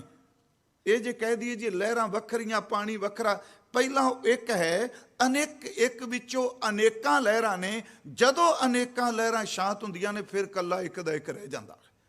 ਇਸ ਕਰਕੇ ਗੁਰੂ ਜੀ ਨੇ ਪਹਿਲੀ ਗੱਲ ਇੱਥੇ ਕਹਿਤੀ, ਉਹ ਇੱਕ ਹੈ, ਉਸ ਵਰਗਾ ਹੋਰ ਕੋਈ ਨਹੀਂ, ਪਰ ਇੱਕ ਹੋਣ ਦੇ ਬਾਵਜੂਦ ਇੱਕ ਥਾਂ ਤੱਕ ਮਹਿਦੂਦ ਨਹੀਂ, ਇੱਕ ਰਸ ਸਰਬ ਵਿਆਪਕ ਹੈ। ਇਸ ਕਰਕੇ ਕਾਰਦਰਤ ਸਰਬ ਵਿਆਪਕ। ਗੁਰੂ ਸਾਹਿਬ ਕਹਿੰਦੇ ਆ ਜਲ ਤੇ ਉਠੈ ਅਨਕ ਤਰੰਗਾ, ਕਨਕ ਭੂਖਨ ਕੀਨੇ ਬਹੁ ਰੰਗਾ, ਬੀਜ ਬੀਜ ਦੇਖਿਓ ਬਹੁ ਪ੍ਰਕਾਰਾ, ਫਲ ਪਾਕੇ ਤੇ ਏਕ ਓੰਕਾਰਾ। ਥੋੜੇ ਜਿਹੇ ਅਰਥ ਇਹਦੇ। ਅਸੀਂ ਬੀਜ ਪਾ ਦਿੱਤਾ, ਚਲੋ ਕੋਈ ਵੀ ਪੇਡਾ ਬੀਜ ਦੀ, ਅੰਬ ਦੀ ਗਿਟਕ ਬੀਜ ਦਿੱਤੀ। ਇੱਕ ਉਦਾਹਰਨ ਦੇਣ ਲੱਗਾ, ਉਸ ਦਾ ਅੰਕੁਰ ਨਿਕਲਿਆ ਤੇ ਪਹਿਲਾਂ ਗਿਟਕ ਸੀ, ਜਦੋਂ ਪੇਡਾ ਨਿਕਲਿਆ ਗਿਟਕ ਦਾ ਛਿਲਕਾ ਇੱਕ ਪਾਸੇ ਰਹਿ ਗਿਆ, ਅੰਦਰ ਦੀ ਧੁਰ ਬੀਜ ਵਿੱਚੋਂ ਬੀਜ ਨਿਕਲਿਆ, ਉਹਦਾ ਆਕਾਰ ਹੋਇਆ, ਤਣਾ ਬਣਿਆ, ਤਾਣੀਆਂ ਬਣੀਆਂ, ਪੱਤੇ ਬਣੇ, ਬੂਰ ਪਿਆ, ਅੰਬੀਆਂ ਬਣੀਆਂ, ਕੱਚੇ ਖੱਟੇ ਮਿੱਠੇ ਹੋਏ। ਜਿੱਦਣ ਪੱਕੇ ਤੇ ਪੱਕਣ ਤੋਂ ਬਾਅਦ इन्ने प्रक्रिया विचों निकलण तो बाद अंब विचों ओही गुठली निकली जिहड़ी धरती विच बीजी हुई सी, उस वर्गी। पर उंज याद रखो, रब बारे उदाहरणां दित्तियां जा सकदियां ने, पर उदाहरण ही रब मुकम्मल सिद्ध नहीं हुंदा। फिर बेनती वो समझण लई ने। गुरु जी कहंदे आ बीज बीज देखियो बहु प्रकारा, फल पाके ते एक अंकारा। सब तो पहला सतगुरु ने सानू ये उपदेश दिता कि मैं जिस नूं पूजना वो ओंकार है। नाल शब्द क्या, वो सब दा मुੱਢ है। नाल कहता एक ओंकार। थोड़ा जिहा बेनती नूं फिर जी, गुरु ग्रंथ साहिब एक असीं पाठ करने ओंकार आद, ओंकार जाप साहिब, ओंकार आद कथनी अनाद। कहते हैं वो सब दा मुੱਢ एक है, जिन्हों गुरु गोबिंद सिंह ने परनवो आद एक अंकारा, जल थल मैयल कियो पसारा। ये दो तुकां सिर्फ एक ओंकार दे अर्थ ने, एक वो ते एक दा पसारा। एक असीं पाठ करने कबीर साहिब दा ओंकार आद मैं जाना, लख लेखर मेटै ताहे ना माना। कहते मैं भी ओंकार मानना। गुरु साहिब कहते ने ओंकार किसे एक धर्म नाल बज्जे होए ओदी खोंद नहीं, उस ओंकार दे विचों सब कुछ पैदा होया है, जिन्हों ओंकार महाराज कहंदे आ। ओंकार ब्रह्मा उत्पत्त, ओंकार किए जिन चित, ओंकार सैल जुग भय, ओंकार वेद निर्मय। सिर्फ चार तुकां सी ले लिए, अर्थ समझ लेने। ओंकार ब्रह्मा उत्पत्त। हिंदू फिलासफी का एक पा कहता है कि सारी सृष्टि की रचना का रचयिता ब्रह्मा है, पर गुरु नानक साहब कहते नहीं, ब्रह्मा की रचना करने वाला भी ओंकार है। फिर बेनती उस तो वड्डा है, ओंकार ब्रह्मा उत्पत्त। अगला बचन ओंकार किए जिन चित। चित शब्द का अर्थ बहुत सोहना है। केवल उन्हें ढांचे नहीं बनाए, चित का अर्थ है चेतना। भावें उन्हें रुख बनाए, पशु बनाए, पंछी बनाए, कुछ भी बनाया, सच एवे उस एक ओंकार की चेतना ही सारिया में चरनी है।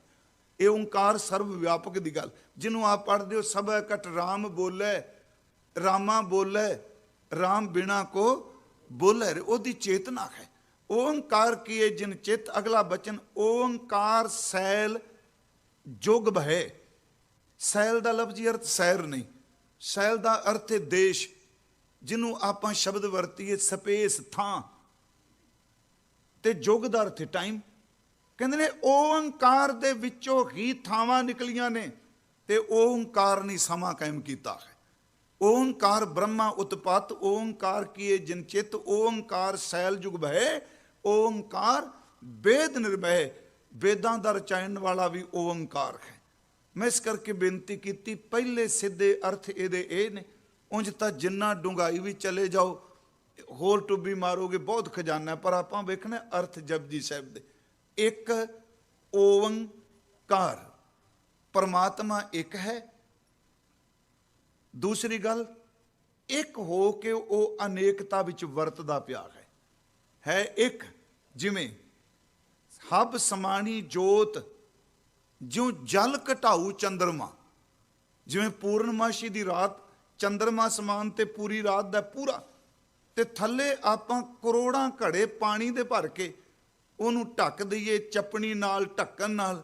जदों रात नूं चंद्रमा चढ़े ते आप जी देखियो करोड़ां घड़ियां विचों इक्को चंद्रमा दा प्रतिबिंब परछाई दिसदी है। उत्ते देखोगे एक है, ते जमीन ते झाती मारोगे अनेकां विच वरदा है। बस ये अर्थ ये है वो एक, एक ओंग। ये अर्थ यूं कर लीए, उचारण तो आप उस तरह करांगे। ओंग एक है, कार एक हो के वो एक रस सारियां थावां ते सर्व व्यापक है। सब तो पहला महाराज ने सानू ये गल कही, ते इसे नूं बाणी च क्या, एको जप एको साल आहे, एक सिमर एको मन आहे। इसे नूं गुरु ने कहा साहिब मेरा एको है भाई एको है। इस नूं क्या तुद बिन दूजा ना ही कोए, तू करतार करें सो होए, तेरा जोर तेरी मन टेक, सदा सदा जप नानक एक। एक ते हुण देखो, एक ओंकार तो अगे फिर मन च उहदे गुण किहड़े आ, उहदी हस्ती की है, की है। फिर गुरु जी शुरू करदे आ, ਇੱਕ ਓੰਕਾਰ। ਤੇ ਇਸ ਦੀ ਇਹ ਖਾਸੀਅਤ ਹੈ ਇਸ ਬਚਨ ਦੀ, ਜਿੰਨੇ ਵੀ ਸ਼ਬਦ ਅਸੀਂ ਅੱਗੇ ਪੜਾਂਗੇ ਨਾ, ਹਰ ਇੱਕ ਸ਼ਬਦ ਨਾਲ ਇਹ ਇੱਕ ਓੰਕਾਰ ਲੱਗੇਗਾ। ਆਪਾਂ ਲਿਖਣਾ ਨਹੀਂ, ਅਰਥ ਕਰਦਿਆਂ ਨਾਲ ਲੱਗੇਗਾ। ਹੁਣ ਸ਼ਬਦ ਹੈ ਇੱਕ ਓੰਕਾਰ, ਉਹ ਇੱਕ ਹੈ, ਇੱਕ ਰਸ ਵਿਆਪਕ ਹੈ। ਅਗਲਾ ਬਚਨ ਹੈ ਸਤ ਨਾਮ। ਕੁਝ ਵਿਦਵਾਨਾਂ ਨੇ ਸਤ ਵੱਖਰਾ ਪੜਿਆ, ਨਾਮ ਵੱਖਰਾ ਪੜਿਆ। ਪ੍ਰਸਿੱਧੀ ਜੀ ਬੇਨਤੀ ਕਿ ਉਹ ਹੋਂਦ ਵਾਲਾ ਹੈ, ਉਹਦਾ ਨਾਮ ਝੂਠਾ ਨਹੀਂ। ਸਤਨਾਮ ਸਦੀਵ ਕਾ ਰਹਿਣ ਵਾਲਾ, ਇਸ ਦੇ ਵੀ ਅਰਥ ਸਤਨਾਮ।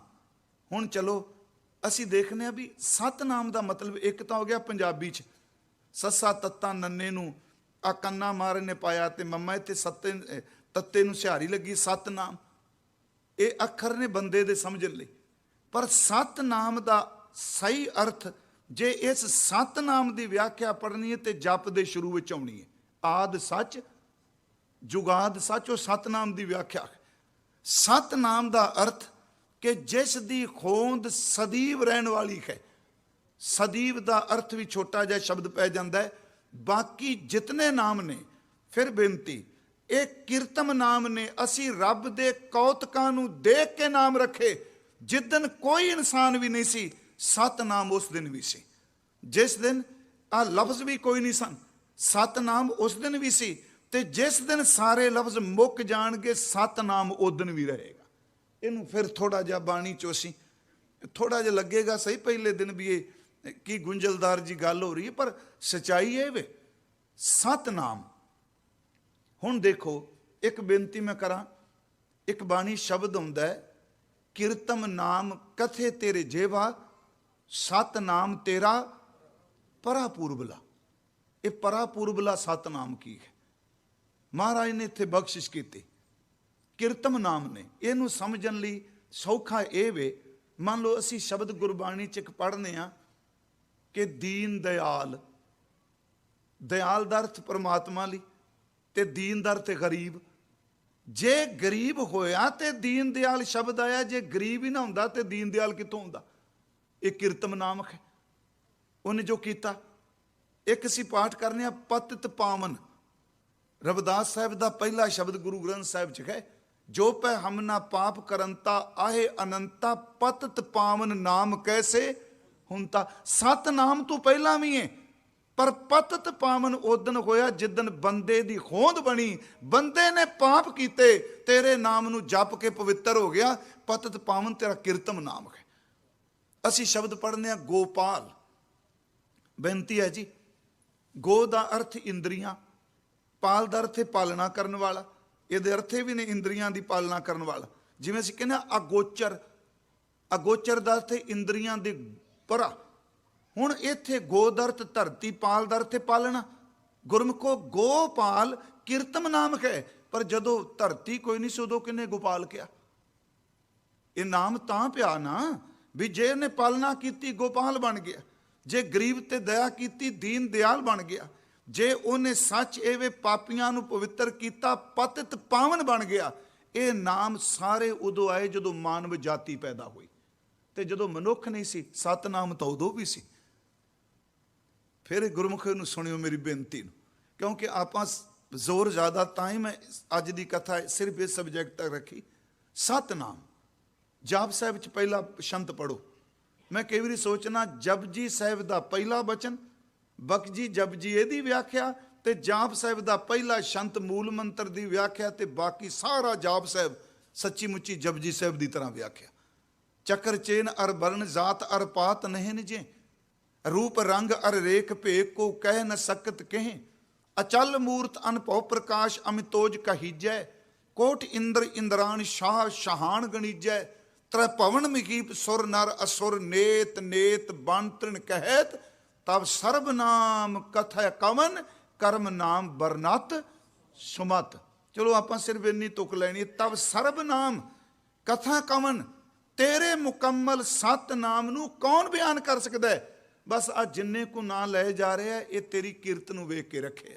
मैं इस करके बेनती करांगा, सतनाम दा अर्थ वो होंद वाला है। जदों कुछ भी नहीं सी उदों भी सी, ਜਦੋਂ ਆ ਵਰਤਰੇ ਪਏ ਆ ਮੱਧ ਵਿੱਚ ਹੁਣ ਵੀ ਹੈ, ਤੇ ਸਤਨਾਮ ਦਾ ਅਰਥ ਹੈ ਜਦੋਂ ਸਾਰੇ ਨਾਮ ਮਿਟ ਜਾਣਗੇ ਉਹ ਫਿਰ ਵੀ ਰਹੇਗਾ। ਇਹਦੀ ਅਰਥ ਇੱਕ ਸ਼ਲੋਕ ਚੋਂ ਲੈ ਲਓ, ਨਾ ਦੇਵ ਦਾਨਵਾ ਨਰਾ ਨਾ ਸਿੱਧ ਸਾਧਕਾ ਧਰਾ। ਨਾ ਦੇਵਤਿਆਂ ਦੇ ਨਾ ਰਹਿਣੇ, ਨਾ ਦੈਂਤਾਂ ਦੇ ਰਹਿਣੇ, ਨਾ ਰਾਜਿਆਂ ਦੇ ਰਹਿਣੇ, ਨਾ ਮਹਾਰਾਜਿਆਂ ਦੇ ਰਹਿਣੇ, ਨਾ ਬੰਦਿਆਂ ਦੇ ਰਹਿਣੇ। ਨਾ ਦੇਵ ਦਾਨਵਾ ਨਰਾ ਨਾ ਸਿੱਧ ਸਾਧਕਾ ਧਰਾ। ਇਸਤ ਏਕ ਦਿਗਰ ਕੋਈ ਏਕ ਤੁਈ। ਇਹ ਹੈ ਸਤਨਾਮ। ਏਕ ਤੁਈ, ਏਕ ਤੁਈ, ਇੱਕ ਓੰਕਾਰ, ਉਹ ਇੱਕ ਹੈ, ਉਸ ਵਰਗਾ ਹੋਰ ਕੋਈ ਨਹੀਂ, ਇੱਕ ਰਸ ਹੈ ਸਤਨਾਮ। ਕਿਤੇ ਬਾਣੀ ਚ ਨਾਮ ਸਤ ਵੀ ਆਇਆ, ਮਹਾਰਾਜ ਸ਼ਬਦ ਵਰਤੇ ਨਾਮ ਸਤ ਵੀ ਆਇਆ। ਹਜ਼ੂਰ ਨੇ ਬਚਨ ਕੀਤਾ ਤੇ ਵੀ ਕਿਹਾ, ਜਪ ਮਨ ਸਤਨਾਮ ਸਦਾ ਸਤਨਾਮ। ਭਾਈ ਸਾਹਿਬ ਨੇ ਇੱਕ ਥਾਂ ਲਿਖਿਆ ਹੈ, ਪਹਿਲੀ ਪੌੜੀ ਇਹ ਵੇ, ਨਮਸਕਾਰ ਗੁਰਦੇਵ ਕੋ ਸਤਨਾਮ ਜਿਸ ਮੰਤਰ ਸੁਣਾਇਆ। ਭਵਜਲ ਵਿੱਚੋਂ ਕੱਢ ਕੇ ਮੁਕਤ ਪਦਾਰਥ ਮੈਂ ਸਵਾਇਆ। ਕਾਰ ਸੇਵਾ ਵਾਲੇ ਗੁਰਮੁਖ ਪਿਆਰੇ ਜਦੋਂ ਟੋਕਰੀ ਚਕਾਉਂਦੇ ਸਨ ਤੇ ਇੱਕੋ ਗੱਲ ਕਹਿੰਦੇ ਸਨ, ਸਤਨਾਮ ਵਾਹਿਗੁਰੂ ਬੋਲੋ। ਇਸ ਤਰੀ ਸੀ ਨਾ ਜੀ। ਹੁਣ ਇੱਥੇ ਸਤਨਾਮ ਦਾ ਅਰਥ ਉਹਦੀ ਹੋਂਦ, ਕਿ ਉਹ ਹੈ, ਉਹਨੇ ਕਦੀ ਬਿਨਸਣਾ ਨਹੀਂ, ਉਹਦਾ ਨਾਮ ਕਦੀ ਨਹੀਂ ਜਾਣਾ, ਸਤਨਾਮ। ਇਸ ਤੋਂ ਅਗਲਾ ਬਚਨ ਹੈ ਕਰਤਾ, ਪੁਰਖ। ਕਰਤਾ ਦਾ ਅਰਥ ਹੈ ਬਣਾਉਣ ਵਾਲਾ। ਪਰ ਫਿਰ ਬੇਨਤੀ, ਇੱਕ ਓੰਕਾਰ ਨਾਲ ਲੈ ਕੇ ਚੱਲਣਾ। ਇੱਕ ਓੰਕਾਰ ਸਤਨਾਮ, ਇੱਕ ਓੰਕਾਰ ਕਰਤਾ ਪੁਰਖ। ਮੈਂ ਅਰਥ ਕਰਨ ਲਈ ਕਹਿ ਰਿਹਾ ਵਾਂ, ਇਹ ਨਹੀਂ ਕਿ ਆਪਾਂ ਬਾਣੀ ਦੀ ਕੋਈ ਬੇਅਦਬੀ ਕਰ ਰਹੇ। ਕਰਤਾ ਦਾ ਅਰਥ ਹੈ ਕ੍ਰੀਏਟਰ, ਬਣਾਉਣ ਵਾਲਾ। ਹੁਣ ਪੁਰਖ ਦਾ ਅਰਥ ਮਰਦ ਵੀ ਆਉਂਦਾ। ਅਸੀਂ ਪੜ੍ਹਦੇ ਹਾਂ ਕਈ ਵਾਰੀ ਪੁਰਖ ਦਾ ਅਰਥ ਪੁਰਸ਼। ਹੁਣ ਇੱਥੇ ਪੁਰਖ ਦਾ ਅਰਥ ਲੈਂਦੇ ਆ ਕਿ ਸਾਰੀਆਂ ਥਾਵਾਂ ਤੇ ਆਪ ਵਰਤਣ ਵਾਲਾ, ਸਮਾਇਆ ਹੋਇਆ, ਸਰੀਰਾਂ ਵਿੱਚ ਲੇਟਿਆ ਹੋਇਆ, ਇਹਦੇ ਅਰਥ ਨੇ। ਵੈਸੇ ਕਰਤਾ ਦਾ ਅਰਥ ਹੈ ਬਣਾਉਣ ਵਾਲਾ, ਤੇ ਪੁਰਖ ਦਾ ਅਰਥ ਹੈ ਬਣਾਏ ਹੋਏ ਵਿੱਚ ਆਪ ਸਮਾਇਆ ਹੋਇਆ। ਉਂਝ ਵੈਸੇ ਉੱਤੇ ਆ ਗਿਆ ਕਿ ਓੰਕਾਰ ਜਿਹੜਾ ਇੱਕ ਰਸ ਵਿਆਪਕ। ਇੱਥੇ ਕਰਤਾ ਦਾ ਅਰਥ ਹੈ ਬਣਾਉਣ ਵਾਲਾ, ਤੇ ਪੁਰਖ ਦਾ ਅਰਥ ਹੈ ਕਿ ਸਾਰਿਆਂ ਦੇ ਵਿੱਚ ਸਮਾਨ ਲੇਟਿਆ ਹੋਇਆ। ਜਲ ਥਲ ਮਈਲ ਪੂਰਿਆ, ਸਵਾਮੀ ਸਿਰਜਣਹਾਰ ਸੀ, ਉਹਨੇ ਪੜ੍ਹਿਆ। ਇਹਨੂੰ ਥੋੜਾ ਜਿਹਾ, ਕਰਤਾ ਦਾ ਅਰਥ ਬਣਾਉਣ ਵਾਲਾ। ਪਰ ਇੰਨਾ ਕੁ ਫਰਕ ਹੈ, ਕਰਤੇ ਦੋ ਤਰ੍ਹਾਂ ਦੇ ਨਹੀਂ ਜੀ, ਪਰ ਇੱਕ ਓੰਕਾਰ ਇੱਕੋ ਕਰਤਾ ਹੈ। ਉਂਝ ਵੈਸੇ ਜਦੋਂ ਅਸੀਂ ਗ੍ਰਾਮਰ ਪੜ੍ਹਦੇ ਹਾਂ ਉਹਦੇ ਵਿੱਚ ਉਹ ਦੱਸਦੇ ਨੇ ਕਰਤਾ, ਕਰਮ, ਕਰਤਾ, ਕਾਰਕ, ਕਰਮ ਕਾਰਕ। ਕਰਤਾ ਦਾ ਅਰਥ ਹੈ ਬਣਾਉਣ ਵਾਲਾ, ਪਰ ਇੱਕ ਓੰਕਾਰ ਕਰਤਾ ਇੱਕੋ ਹੈ। ਜਿਵੇਂ ਮੰਨ ਲਓ, ਇੱਕ ਉਦਾਹਰਨ ਦਿੰਦੇ ਹੁੰਦੇ ਸਨ ਸੂਝਵਾਨ ਵਿਦਵਾਨ, ਕਿ ਲੱਕੜ ਦੇ ਸਮਾਨ ਦਾ ਕਰਤਾ ਇੱਕ ਮਿਸਤਰੀ ਹੈ, ਬੇਡੀ ਹੈ, ਜਾਂ ਤਰਖਾਣ ਸ਼ਬਦ ਵਰਤਦੇ ਸਨ। ਪਰ ਮੈਂ ਬੇਨਤੀ ਕਰਾਂ, ਸੋਨੇ ਦੇ ਗਹਿਣਿਆਂ ਦਾ ਕਰਤਾ ਸੁਨਾਰ ਵੀਰ ਹੈ। ਇਹ ਜਾਤ ਨਾਲ ਜੋੜ ਕੇ ਨਾ ਦੇਖਿਓ। ਕੁੰਭ ਘੜੇ ਬਣਾਉਣ ਦਾ ਕਰਤਾ ਕੁੰਭਾਰ ਹੈ। ਕਰਤੇ ਜ਼ਰੂਰ ਨੇ, ਪਰ ਇੱਕ ਓੰਕਾਰ ਵਰਗੇ ਨਹੀਂ।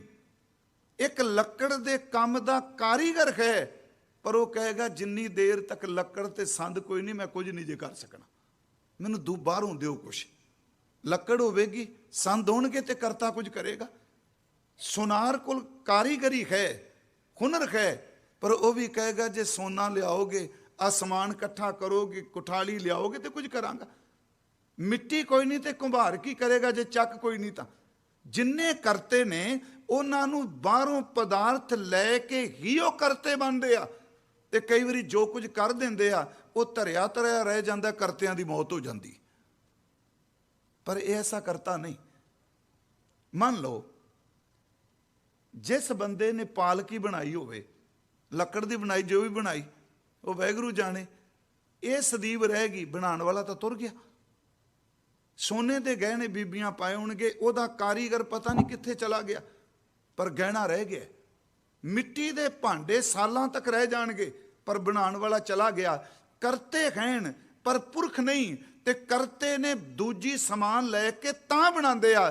ਪਰ ਇੱਕ ਓੰਕਾਰ ਕਰਤਾ ਉਹ ਹੈ ਜਿਹਨੂੰ ਕਿਸੇ ਤੋਂ ਮਟੀਰੀਅਲ ਨਹੀਂ ਲੈਣਾ ਪੈਂਦਾ। ਕੀਤਾ ਪਸਾਓ ਏਕੋ ਕਵਾਓ, ਤਿਸਤੇ ਹੋਏ ਲੱਖ ਦਰਿਆਓ। ਕਿਤੋਂ ਲੈਣਾ ਪੈਂਦਾ? ਹੁਕਮੀ ਹੋਵਣ ਆਕਾਰ, ਹੁਕਮ 'ਚ ਹੀ ਬਣਾ ਦਿੱਤਾ। ਇੰਨਾ ਵੱਡਾ ਕਰਤਾ, ਹਰਨ ਭਰਨ ਜਾਂ ਕਾ ਨੇਤਰ ਫੋਰ। ਏਡਾ ਵੱਡਾ ਕਰਤਾ ਹੈ ਜਿਹਨੂੰ ਬਾਬਾ ਜੀ ਬਾਣੀ 'ਚ ਕਹਿੰਦੇ ਆ, ਅਵਲ ਅੱਲਾ ਨੂਰ ਉਪਾਇਆ ਕੁਦਰਤ ਕੇ ਸਭ ਬੰਦੇ। ਏਕ ਨੂਰ ਤੇ रूहानियत विचों ओहदे विचों एक नूर ते सब जग उपजिया, कौन भले कौन मंदे, एक ओंकार सब दा करता है। हुण आप जी देखियो, जदों अगे चलांगे आपां जपजी साहिब, इहदी एडी कमाल दी व्याख्या मिलेगी, चंगियां दा करता भी हो ते मंदियां दा करता भी हो। हुण मैं पढ़िया एक नूर ते सब जग उपजिया, ते जदों असीं असंख जप पढ़ांगे ये सारे चंगे, ते बाबा जी कहणगे जो तुध भावै साई भलीकार। ते जदों असीं असंख मूर्ख वाली पढ़ांगे पौड़ी, उत्थे भी कहणगे जो तुध भावै साई भलीकार, करता तां तू ही है, चंगे भी तेरे ते मंदे भी तेरे। इत्थे सतगुरु कहते हैं करता पुरख, सब दा बनाउण वाला है, ते पुरख दा अर्थ बना के इस विच लेटिया समेटिया, आप सर्व व्यापक है। एक ओंकार सच है, सीधे पंजाबी च अर्थ एक ओंकार करता है ते सर्व व्यापक है। अगली गल निरभौ, अगला शब्द है निर्वैर। एक ओंकार भय तो रहत है, देवते भय तो रहत नहीं, याद रखियो।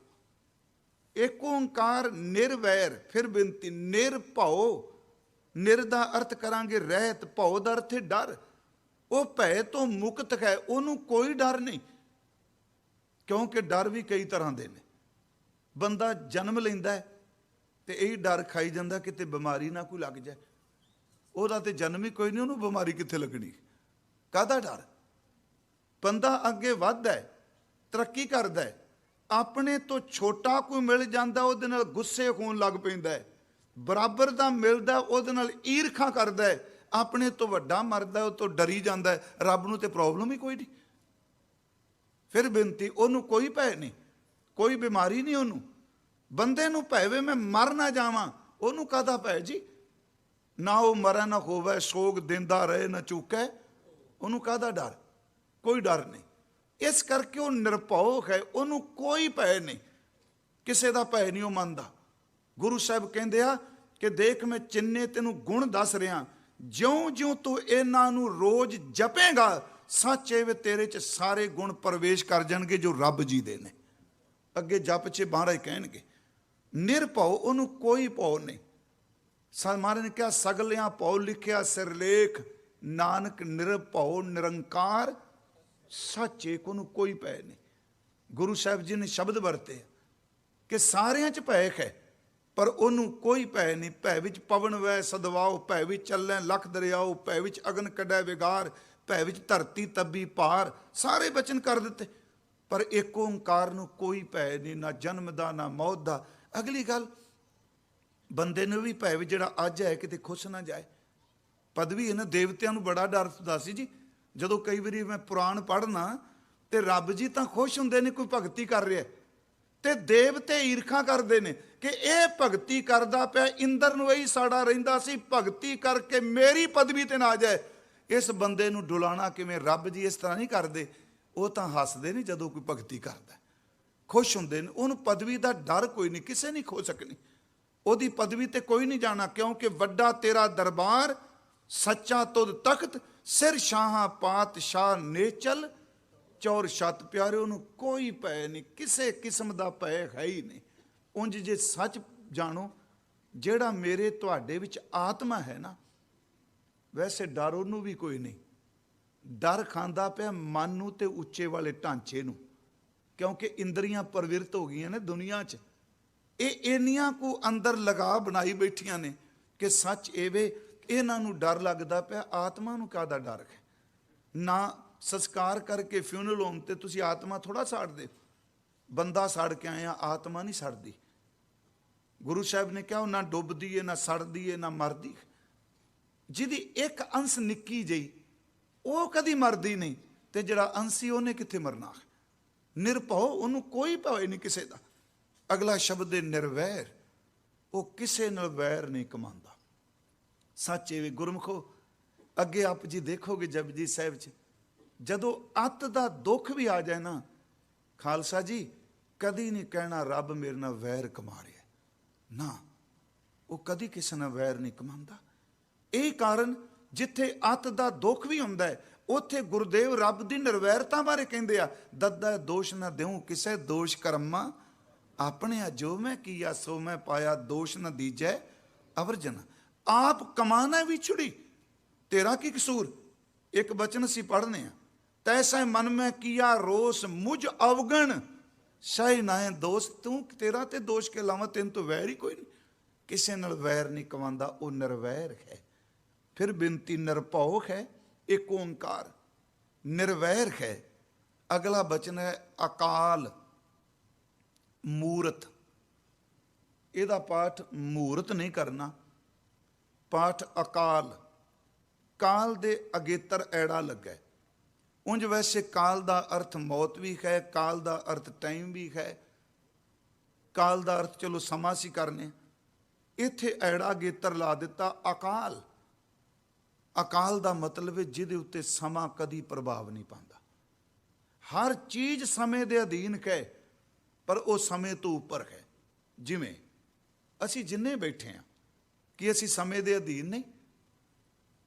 ਇੱਕ ਨਿੱਕੇ ਜਿਹੇ ਸੈੱਲ ਤੋਂ ਟਾਈਮ ਸ਼ੁਰੂ ਹੋਇਆ। ਟਾਈਮ ਨੇ ਤਾਂ ਉਦੋਂ ਵੀ ਕੰਮ ਕਰ ਦਿੱਤਾ ਜਦੋਂ ਅਸੀਂ ਜੰਮੇ ਨਹੀਂ ਸਾਂ, ਕਿਉਂਕਿ ਟਾਈਮ ਹੀ ਸੀ ਜਿਹੜਾ ਦਸੀ ਮਾਸੀ ਸਾਨੂੰ ਪੂਰਾ ਪ੍ਰੋਸੈਸ, ਸਾਡਾ ਜਨਮ ਹੁੰਦਾ ਹੈ।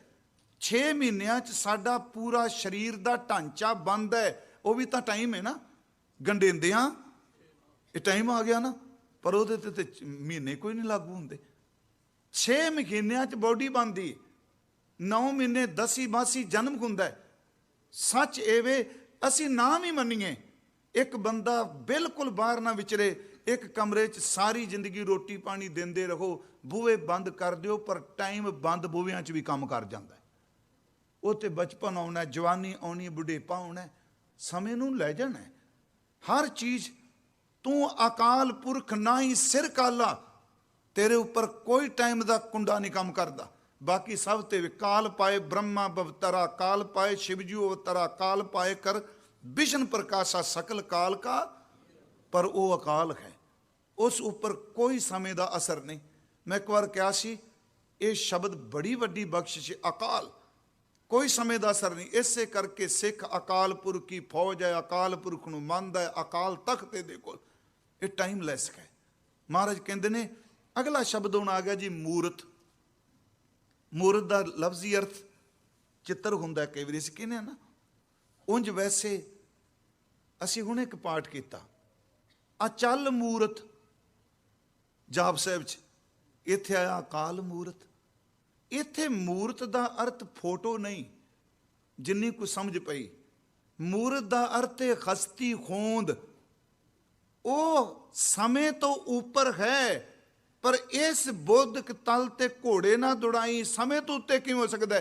ਕਹਿੰਦੇ ਟਾਈਮ ਲੈਸ ਹੈ, ਪਰ ਹੈ ਜ਼ਰੂਰ। ਉਹ ਮੂਰਤਾਂ ਬਣਾਉਣ ਵਾਲਾ ਆਪ ਮੂਰਤ ਕੋਈ ਨਹੀਂ ਉਹਦੀ। ਇਸੇ ਕਰਕੇ 5ਵੀਂ ਪੌੜੀ 'ਚ ਇਹਦੀ ਵਿਆਖਿਆ ਹੋਵੇਗੀ, ਥਾਪਿਆ ਨਾ ਜਾਏ ਕੀਤਾ ਨਾ ਹੋਏ, ਆਪੇ ਆਪ ਅਕਾਲ ਮੂਰਤ ਹੈ ਨਾ। ਉਹ ਸਮੇਂ ਦਾ ਕੋਈ ਅਸਰ ਨਹੀਂ ਉਹਦੇ ਤੇ, ਕੋਈ ਨਾ ਬਚਪਨ, ਨਾ ਜਵਾਨੀ, ਨਾ ਬੁਢੇਪਾ। ਅਕਾਲ ਮੂਰਤ।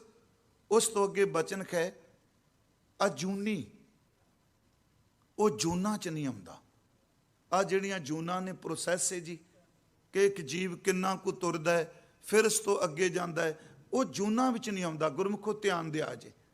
ਭਾਵੇਂ ਕਈ ਸੱਜਣ ਰੱਬ ਨੂੰ ਜੂਨਾਂ 'ਚ ਮਿੱਧਦੇ ਆ, ਪਰ ਮੈਂ ਬੇਨਤੀ ਕਰਾਂ, ਗੁਰੂ ਸਾਹਿਬ ਦਾ ਇੱਕ ਬਚਨ ਹੁੰਦਾ ਹੈ, ਸਗਲ ਪਰਾਧ ਦੇਹ ਲੌ ਰੋਨੀ, ਸੋ ਮੁਖ ਜਲੋ ਜਿਤ ਕੈ ਠਾਕੁਰ ਜੋਨੀ।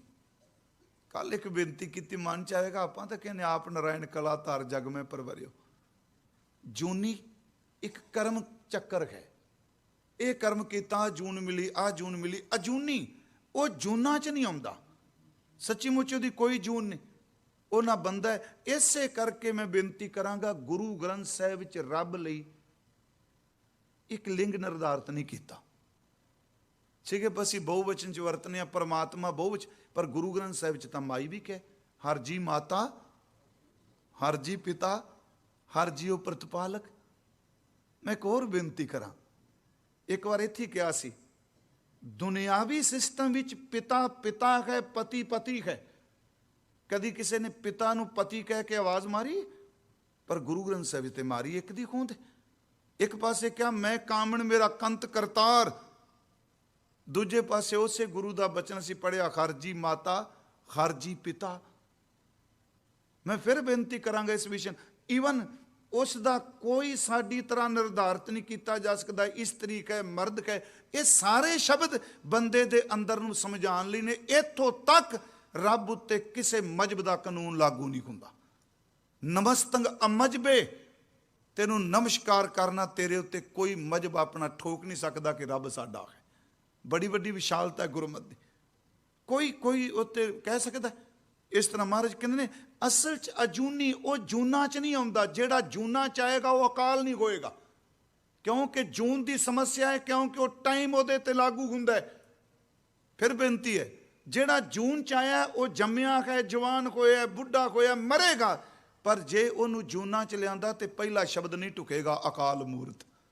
ਕਿਉਂਕਿ ਜੂਨ ਸਮੇਂ ਅਨੁਸਾਰ ਚੱਲ ਰਹੀ ਹੈ ਨਾ, ਉਹ ਕੋਈ ਜੂਨਾਂ 'ਚ ਨਹੀਂ ਹੁੰਦਾ। ਗੁਰੂ ਜੀ ਕਹਿੰਦੇ ਨੇ ਨਾ ਤਾਤਾ ਹੈ, ਨਾ ਮਾਤਾ ਹੈ, ਨਾ ਜਾਤਾ ਹੈ, ਨਾ ਪਾਤਾ ਹੈ, ਨਿਰਸਾਕੰਗ ਸ਼ਰੀਕ ਹੈ। ਤੇਰੀ ਕੋਈ ਜਾਤ ਨਹੀਂ, ਕੋਈ ਪਾਤ ਨਹੀਂ, ਤੇਰੀ ਕੋਈ ਮਾਈ ਨਹੀਂ, ਕੋਈ ਤੇਰਾ ਬਾਪ ਨਹੀਂ, ਅਜੂਨੀ। ਹੁਣ ਫਿਰ ਇੱਕ ਸਵਾਲ ਉੱਠਿਆ, ਮਹਾਰਾਜ ਇਹ ਤਾਂ ਕਹਿ ਦਿੱਤਾ ਉਹ ਸੱਚ ਹੈ, ਇੱਕ ਸਰਬ ਵਿਆਪਕ ਹੈ, ਕਰਤਾ ਹੈ, ਉਹ ਨਿਰਭਉ ਹੈ, ਨਿਰਵੈਰ ਹੈ, ਸਮੇਂ ਤੋਂ ਰਹਿਤ ਉਹਦੀ ਹੋਂਦ ਹੈ, ਜੂਨਾਂ 'ਚ ਨਹੀਂ ਆਉਂਦਾ। ਪਰ ਸਾਨੂੰ ਇੱਕ ਦੱਸੋ, ਆਖਰ ਉਹਦੀ ਹੋਂਦ ਕਿੱਥੋਂ ਬਣੀ? ਕੋਈ ਉਹਦਾ ਅੰਤ ਹੈ, ਕੋਈ ਆਦ ਹੈ, ਕਿੱਥੋਂ ਬਣਿਆ? ਸਾਨੂੰ ਦੱਸੋ। ਮਹਾਰਾਜ ਨੇ ਸ਼ਬਦ ਵਰਤਿਆ ਸੈਭੰ। ਇਹ ਸ਼ਬਦ ਹੈ ਸਵੈਭੂ। ਮਹਾਰਾਜ ਨੇ ਸ਼ਬਦ ਵਰਤਿਆ ਚਤਰ ਚੱਕਰ ਵਰਤੀ, ਚਤਰ ਚੱਕਰ ਭੁਗਤੇ, ਸੁਯੰਭਵ ਸੁਭੰਗ ਸਰਬਦਾ ਸਰਬਯੁਗਤੇ। ਅਸੀਂ ਪਾਠ ਦਾ ਜੋ ਕਰਾਇਆ, ਸਾਨੂੰ ਸੈਭੰ, ਸੈ ਦਾ ਅਰਥ ਸਵਯੰ, ਸਵਯੰਭੂ। ਇਹਦਾ ਅਰਥ ਹੋ ਗਿਆ ਜਿਹਨੂੰ ਕਿਸੇ ਨਹੀਂ ਬਣਾਇਆ, ਉਹ ਆਪਣੇ ਆਪ ਹੀ ਹੈ, ਕਿਸੇ ਨਹੀਂ ਬਣਾਇਆ ਉਹਨੂੰ। ਫਿਰ ਬੇਨਤੀ ਸੁਣਿਓ ਗੁਰਮੁਖੋ, ਇਸ ਅਰਥ ਨੂੰ ਸਵੈੰਭੂ ਸੈਭੰ, ਇਹਦੇ ਅਰਥ ਇਹ ਨਹੀਂ, ਭੰਗ ਦਾ ਅਰਥ ਇਹ ਨਹੀਂ ਕਰਨਾ, ਖੰਡਨ ਕਰ ਦਿੰਦਾ। ਸਵੈੰਭੂ ਉਹ ਆਪਣੇ ਆਪ ਹੀ ਹੈ, ਜਿਹਨੂੰ ਗੁਰੂ ਸਾਹਿਬ ਨੇ ਕਿਹਾ ਆਪੀ ਨੇ ਆਪ ਸਾਜਿਓ, ਆਪੀ ਨੇ ਰਚਿਓ ਨਾਉ। ਤੈਨੂੰ ਕਿਸੇ ਨਹੀਂ ਬਣਾਇਆ, ਤੂੰ ਆਪਣੇ ਆਪ ਹੈ, ਕੋਈ ਨਹੀਂ ਤੇਰੇ ਬਾਰੇ ਜਾਣਦਾ। हे ਗੁਰੂ ਨਾਨਕ ਸਾਹਿਬ ਜੀ, ਬਖਸ਼ਿਸ਼ ਕੀਤੀ, ਏਡੇ ਆਹ ਗੁਣ ਤੁਸੀਂ ਦਿੱਤੇ ਕਿ ਇੱਕ ਓੰਕਾਰ ਸਤਨਾਮ ਕਰਤਾ ਪੁਰਖ ਨਿਰਭਉ ਨਿਰਵੈਰ ਅਕਾਲ ਮੂਰਤ ਅਜੂਨੀ ਸੈਭੰ। ਤੇ ਹੁਣ ਸਾਨੂੰ ਇੱਕ ਤਰੀਕਾ ਦੱਸੋ ਜਿਹੜਾ ਏਡਾ ਵੱਡਾ, ਉਹਨੂੰ ਮਿਲ ਵੀ ਸਕਾਂਗੇ? ਜਿਹੜੇ ਏਡੇ ਬਖਸ਼ਿਸ਼ ਭਰੇ ਬੋਲ ਕੇ ਇੱਕ ਓੰਕਾਰ ਬਾਰੇ। ਗੁਰਮੁਖੋ ਯਾਦ ਰੱਖਿਓ, ਇਸ ਗੱਲ ਨੂੰ ਕਦੀ ਭੁੱਲਿਓ ਨਾ ਜ਼ਿੰਦਗੀ 'ਚ। ਗੁਰੂ ਜੀ ਨੇ ਇੱਥੇ ਨਹੀਂ ਕਿਹਾ ਤੂੰ ਜਪ, ਇੱਥੇ ਨਹੀਂ ਕਿਹਾ ਜਪ, ਇੱਥੇ ਨਹੀਂ ਕਿਹਾ ਤੂੰ ਨਾਮ ਕਰ ਓਏ, ਉਹ ਬਾਣੀ ਪੜ੍ਹ ਓਏ। ਗੁਰੂ ਸਾਹਿਬ ਨੇ ਇੰਨੇ ਗੁਣ, ਸਹਿਭੰਗ ਤੱਕ ਉਹਦੇ ਗੁਣ ਨੇ। ਅੱਗੇ ਮੇਰੇ ਮੁਰਸ਼ਿਦ ਨੇ ਕਿਹਾ ਗੁਰ ਪ੍ਰਸਾਦ। ਪੱਪੇ ਦੇ ਪੈਰ 'ਚ ਰਾਰਾ ਜੀ, ਹਾਂ ਪੂਰਾ ਰਾਰਾ ਵੀ ਆਉਂਦਾ, ਪ੍ਰਸਾਦੀ ਵੀ ਆਉਂਦਾ, ਪ੍ਰਸਾਦ। ਤੇ ਗੁਰਮੁਖੋ ਇਹਨੂੰ ਕਦੀ ਵੀ ਪ੍ਰਸ਼ਾਦ ਨਹੀਂ ਬੋਲਣਾ। ਚਲੋ ਆਪ ਸੰਥਿਆ ਕਰਨ ਵਾਲੇ ਤਾਂ ਬੈਠੇ ਹੋ, ਕਈ ਸੱਜਣਾਂ ਨੂੰ ਨਹੀਂ ਪਤਾ ਹੁੰਦਾ, ਜੇ ਅਸੀਂ ਸੱਸੇ ਦੇ ਪੈਰ 'ਚ ਬਿੰਦੀ ਲਾ ਦਿੱਤੀ ਨਾ, ਬਿਲਕੁਲ ਅਨਰਥ ਹੋ ਜਾਣੇ ਨੇ। ਪ੍ਰਸ਼ਾਦ ਦਾ ਅਰਥ ਦੇਗ, ਪ੍ਰਸ਼ਾਦਾ ਛਕਣ ਵਾਲਾ। ਤੇ ਇੱਥੇ ਪ੍ਰਸਾਦ ਦਾ ਅਰਥ ਹੈ ਗ੍ਰੇਸ, ਕਿਰਪਾ, ਅਨੁਗ੍ਰਹਿ, ਦਿਆਲਤਾ। ਮਹਾਰਾਜ ਨੇ ਏਡੀ ਵੱਡੀ ਬਖਸ਼ਿਸ਼ ਕਰਤੀ ਸਾਡੇ ਤੇ। ਕਹਿੰਦੇ ਨੇ ਇਹ ਜਿਹਦੇ ਗੁਣ ਮੈਂ ਤੈਨੂੰ ਦੱਸੇ ਨੇ, ਤੇਰੀ ਸਾਧਨਾ ਨਾਲ ਨਹੀਂ, ਤੇਰੇ ਗੁਣਾਂ ਨਾਲ ਨਹੀਂ, ਤੇਰੀ ਲਿਆਕਤ ਨਾਲ ਨਹੀਂ, ਜੇ ਉਹਦੀ ਪ੍ਰਾਪਤੀ ਹੋਣੀ ਹੈ ਤੇ ਗੁਰ ਪ੍ਰਸਾਦ ਪੂਰੇ ਗੁਰੂ ਦੀ ਕਿਰਪਾ ਨਾਲ ਹੋਵੇਗੀ। ਗੁਰ ਪ੍ਰਸਾਦ ਉਹਦੀ ਮਿਹਰ ਹੋਵੇ ਤਾਂ। ਇੱਥੇ ਥੋੜੇ ਜਿਹੇ ਅਰਥ ਗੁਰ ਪ੍ਰਸਾਦ ਉਂਝੇ ਵੀ ਹੁੰਦਾ, ਇੱਕ ਓੰਕਾਰ ਸਤਿਗੁਰ ਪ੍ਰਸਾਦ। ਮੈਂ ਹੁਣ ਇੱਕ ਬੇਨਤੀ ਕੀਤੀ ਸੀ ਵੀ ਗੁਰੂ ਗ੍ਰੰਥ ਸਾਹਿਬ ਵਿੱਚ 523-24 ਵਾਰ ਆਇਆ ਇੱਕ ਓੰਕਾਰ ਸਤਿਗੁਰ ਪ੍ਰਸਾਦ। ਇੱਕ ਛੋਟੀ ਜਿਹੀ ਸਾਖੀ ਸਿਰਫ ਮੈਂ ਕਹਿ ਦੇਣਾ, ਜਿਹੜਾ ਗੁਰ ਪ੍ਰਸਾਦ ਹੈ ਨਾ, ਇਹ ਬੜੀ ਵੱਡੀ। ਅੱਜ ਵੀ ਅਸੀਂ ਬੈਠੇ ਗੱਲ ਕਰ ਰਹੇ ਸੀ, ਪਤਾ ਨਹੀਂ ਕਿਤੇ ਟਿਕੇ ਸਾਂ, ਤੇ ਮੈਂ ਇੱਕੋ ਬੇਨਤੀ ਕੀਤੀ ਜੀ, ਗੁਰੂ ਗ੍ਰੰਥ ਸਾਹਿਬ ਤੋਂ ਸਿਰਫ ਪ੍ਰਸਾਦ ਹੀ ਮੰਗੋ, ਰੱਬ ਤੋਂ ਕਿਰਪਾ ਹੀ ਮੰਗੀਏ। ਕਿਉਂਕਿ ਕਿਰਪਾ ਕਦੀ ਬੰਦੇ ਦੇ ਅੰਦਰ ਦੇ ਜੀਵਨ ਨੂੰ ਨਹੀਂ ਦੇਖਦੀ, ਨਾ ਉਹ ਗੁਣ ਦੇਖਦੀ ਹੈ, ਨਾ ਔਗਣ ਦੇਖਦੀ ਹੈ। ਹੁਣ ਤੁਸੀਂ ਦੇਖੋ, ਸਰੀਰ ਇੰਨਾ ਭਰਿਆ ਔਗਣਾਂ ਨਾਲ, ਜਿੰਦਾ ਸਮੁੰਦਰ ਦਾ ਪਾਣੀ। ਤੇ ਗੁਰੂ ਜੀ ਕਹਿੰਦੇ ਆ ਇਹ ਗੁਣਾਂ ਨਾਲ ਨਹੀਂ ਛੁੱਟਣਾ। ਜੇਤਾ ਸਮੁੰਦ ਸਾਗਰ ਨੀਰ ਭਰਿਆ, ਤੇਤੇ ਔਗਣ ਹਮਾਰੇ ਅੱਗੇ ਕੀ ਹੈ? ਦਇਆ ਕਰੋ, ਕਿਉਂਕਿ ਦਇਆ ਸਮੁੰਦਰ ਜਿਹਨੇ ਔਗਣ ਵੀ ਨਹੀਂ ਦੇਖਦੀ। ਦਇਆ ਕਰੋ, किछ मेहर पावो, फिर किरपा आ गई, मेहर पावो डुबदे पत्थर तारे। ये कह देना कि जिमें मिट्टी दे बुत नूं जिन्ना पानी नाल धोवो मिट्टी ही निकलेगी, पर महाराज फिर कहंदे आ किरपा करो दीन के दाते, मेरा गुण अवगन ना विचारो कोई। मैं आप नूं बेनती करा, आ जिहड़ा गुर शब्द है इत्थे वैसे गुरु लफ्ज जिहड़ा है संस्कृत का लफ्ज है, ग्रीक धातु चों बने। ये दो अखर ने, गो का अर्थ है हनेरा ते रूह का अर्थ कर दिया चानन। गुरु वो जो अज्ञानता का हनेरा मिटा के प्रकाश करता है। इत्थे महाराज कहंदे आ गुर प्रसाद। गुर प्रसाद अर्थ है गुरु दी किरपा। एक सवाल इत्थे फिर उठेगा, गुरु नानक साहब का गुरु कौन? उंज पहले शब्द च महाराज ने कहा हर बिन जियो जल बल जाओ। श्री राग का पहला शब्द रहाओ दियां तुकां, हर बिन जियो जल बल जाओ, मैं अपना गुर पूछ देखिया अवर नाही थाऊं। केड़ा गुरु? तत निरंजन जोत सबाई, सोंग भेद ना पाई जियो। मैं बेनती करा, सोंग भेद ना कोई जियो, अपरंपर पार ब्रह्म परमेश्वर नानक गुर मिलिया सोई जियो। अपरंपर पार ब्रह्म परमेश्वर है गुरु। जहां शब्द अगला कह दिता शब्द गुरु सुर तुन चेला। महाराज कहते हैं अज जिहदे तैनूं गुण दसे आ वो गुर प्रसाद। एक उदाहरण मैं एक बार दिती सी कि गुरु गोबिंद सिंह महाराज जी ना जी ये आनंदपुर साहब बड़े चोज कीते, हास रस बहुत महाराज करते सन समझाण लई। ते एक वारी की होया सतगुरु तबेले च गए ते हजूर दे घोड़ियां दी जिहड़ी सेवा करते सन भाई धन्ना सिंह जी, पिंड उन्हां दा नशहरा पनवा। भाई धन्ना सिंह जी घोड़ा तैयार करके रखिया ते चलो सिख नाल सन ते गुरुदेव ने खलो के कहा चरण जोड़ा बड़ा सोहना। रकाब विच टिकाण तो पहला कहंदे ने खालसा जी सिखो जिन्नी देर तक मैं अपना पैर रकाब विच रखना इन्ने टाइम विच कोई गुरु ग्रंथ साहिब दे अर्थ करो, कोई करो अर्थ। सब चुप कर गए। जदों फिर क्या कोई अर्थ करो, कहते सतगुरु दे कोल एक बहुत भावना वाला निमरता निमाणा जा सिख कहंदा महाराज आप चरण टिकाओ, अर्थ मैं करांगा पर किरपा तुहाडी होवेगी। जदों सतगुरां ने चरण टिकाए उन्हें इन्नी देर तक कहता महाराज गुरु गोबिंद सिंह जी ने सतगुरु गुरु ग्रंथ साहिब का अर्थ है एक ओंकार सतगुरु प्रसाद। महाराज नाले घोड़े ते चढ़ गए ते नाले कहंदे सिखा निखाल निखाल निखाल। हुण जिहड़े विद्वान ने पढ़े लिखे सन समस्या खड़ी हो गई भी असीं ते मर गया पढ़ पढ़ के ते अर्थ इन्ने चर्च ते वो कहंदे ने महाराज गुरु ग्रंथ साहिब तो इतना पढ़ा। महाराज कहंदे आ असल अर्थ यही ने कि रब एक है सर्व व्यापक है, मिलना सतगुरु की कृपा नाल, बाकी तो इसका परमार्थ है, बाकी तो यदा परमार्थ है। मैं बेनती करांगा गुर प्रसाद गुरु की कृपा। ते गुरु ग्रंथ साहिब च बड़े बचन ऐसे ने कि गुर प्रसाद जदों वरदा सतगुरु होए दयालता सरदा, आ गुरु प्रसाद है। सतगुरु होए दयालता शरदा पूरी है, सतगुरु होए दयाल ना कबू झूरी है, सतगुरु होए दयालता दुख ना जानिए, सतगुरु होए दयालता हर रंग मानिए, सतगुरु होए दयालता जम का डर के हा, सतगुरु होए दयालता सद ही सुख देहा, सतगुरु होए दयालता नवनिध पाइए, सतगुरु होए दयालता सच समाइए कुंकार समा गए। महाराज ने शब्द वरते सतगुरु सिख की करे प्रतिपाल आ गुरु प्रसाद है। सतगुरु सिख की करे प्रतिपाल सेवक को गुर सदा दयाल, सिख की गुर दुर्मत मल गिरै, गुर बचनी खर नाम उचरै, सतगुरु सिख के बंधन काटै, गुर का सिख बेकार ते हटै। ते नाम भी कृपा विच ही आउंदा है। सतगुरु सिख को नाम तन दे, गुर का सिख वडभागी है, सतगुरु सिख का हालत पलत सवार है, नानक सतगुरु सिख को जी नाल समार है। मैं बेनती करा गुर प्रसाद गुरु कृपा। तो यह भी सच वो पिछले दिन ही मैं क्या बाबा फरीद जी का एक बचन है, मैं जानिया वडहंस है। ये दो बारी बचन आउंदा जी वडहंस राग विच भी, मैं जानिया वडहंस है तां मैं कीता संग।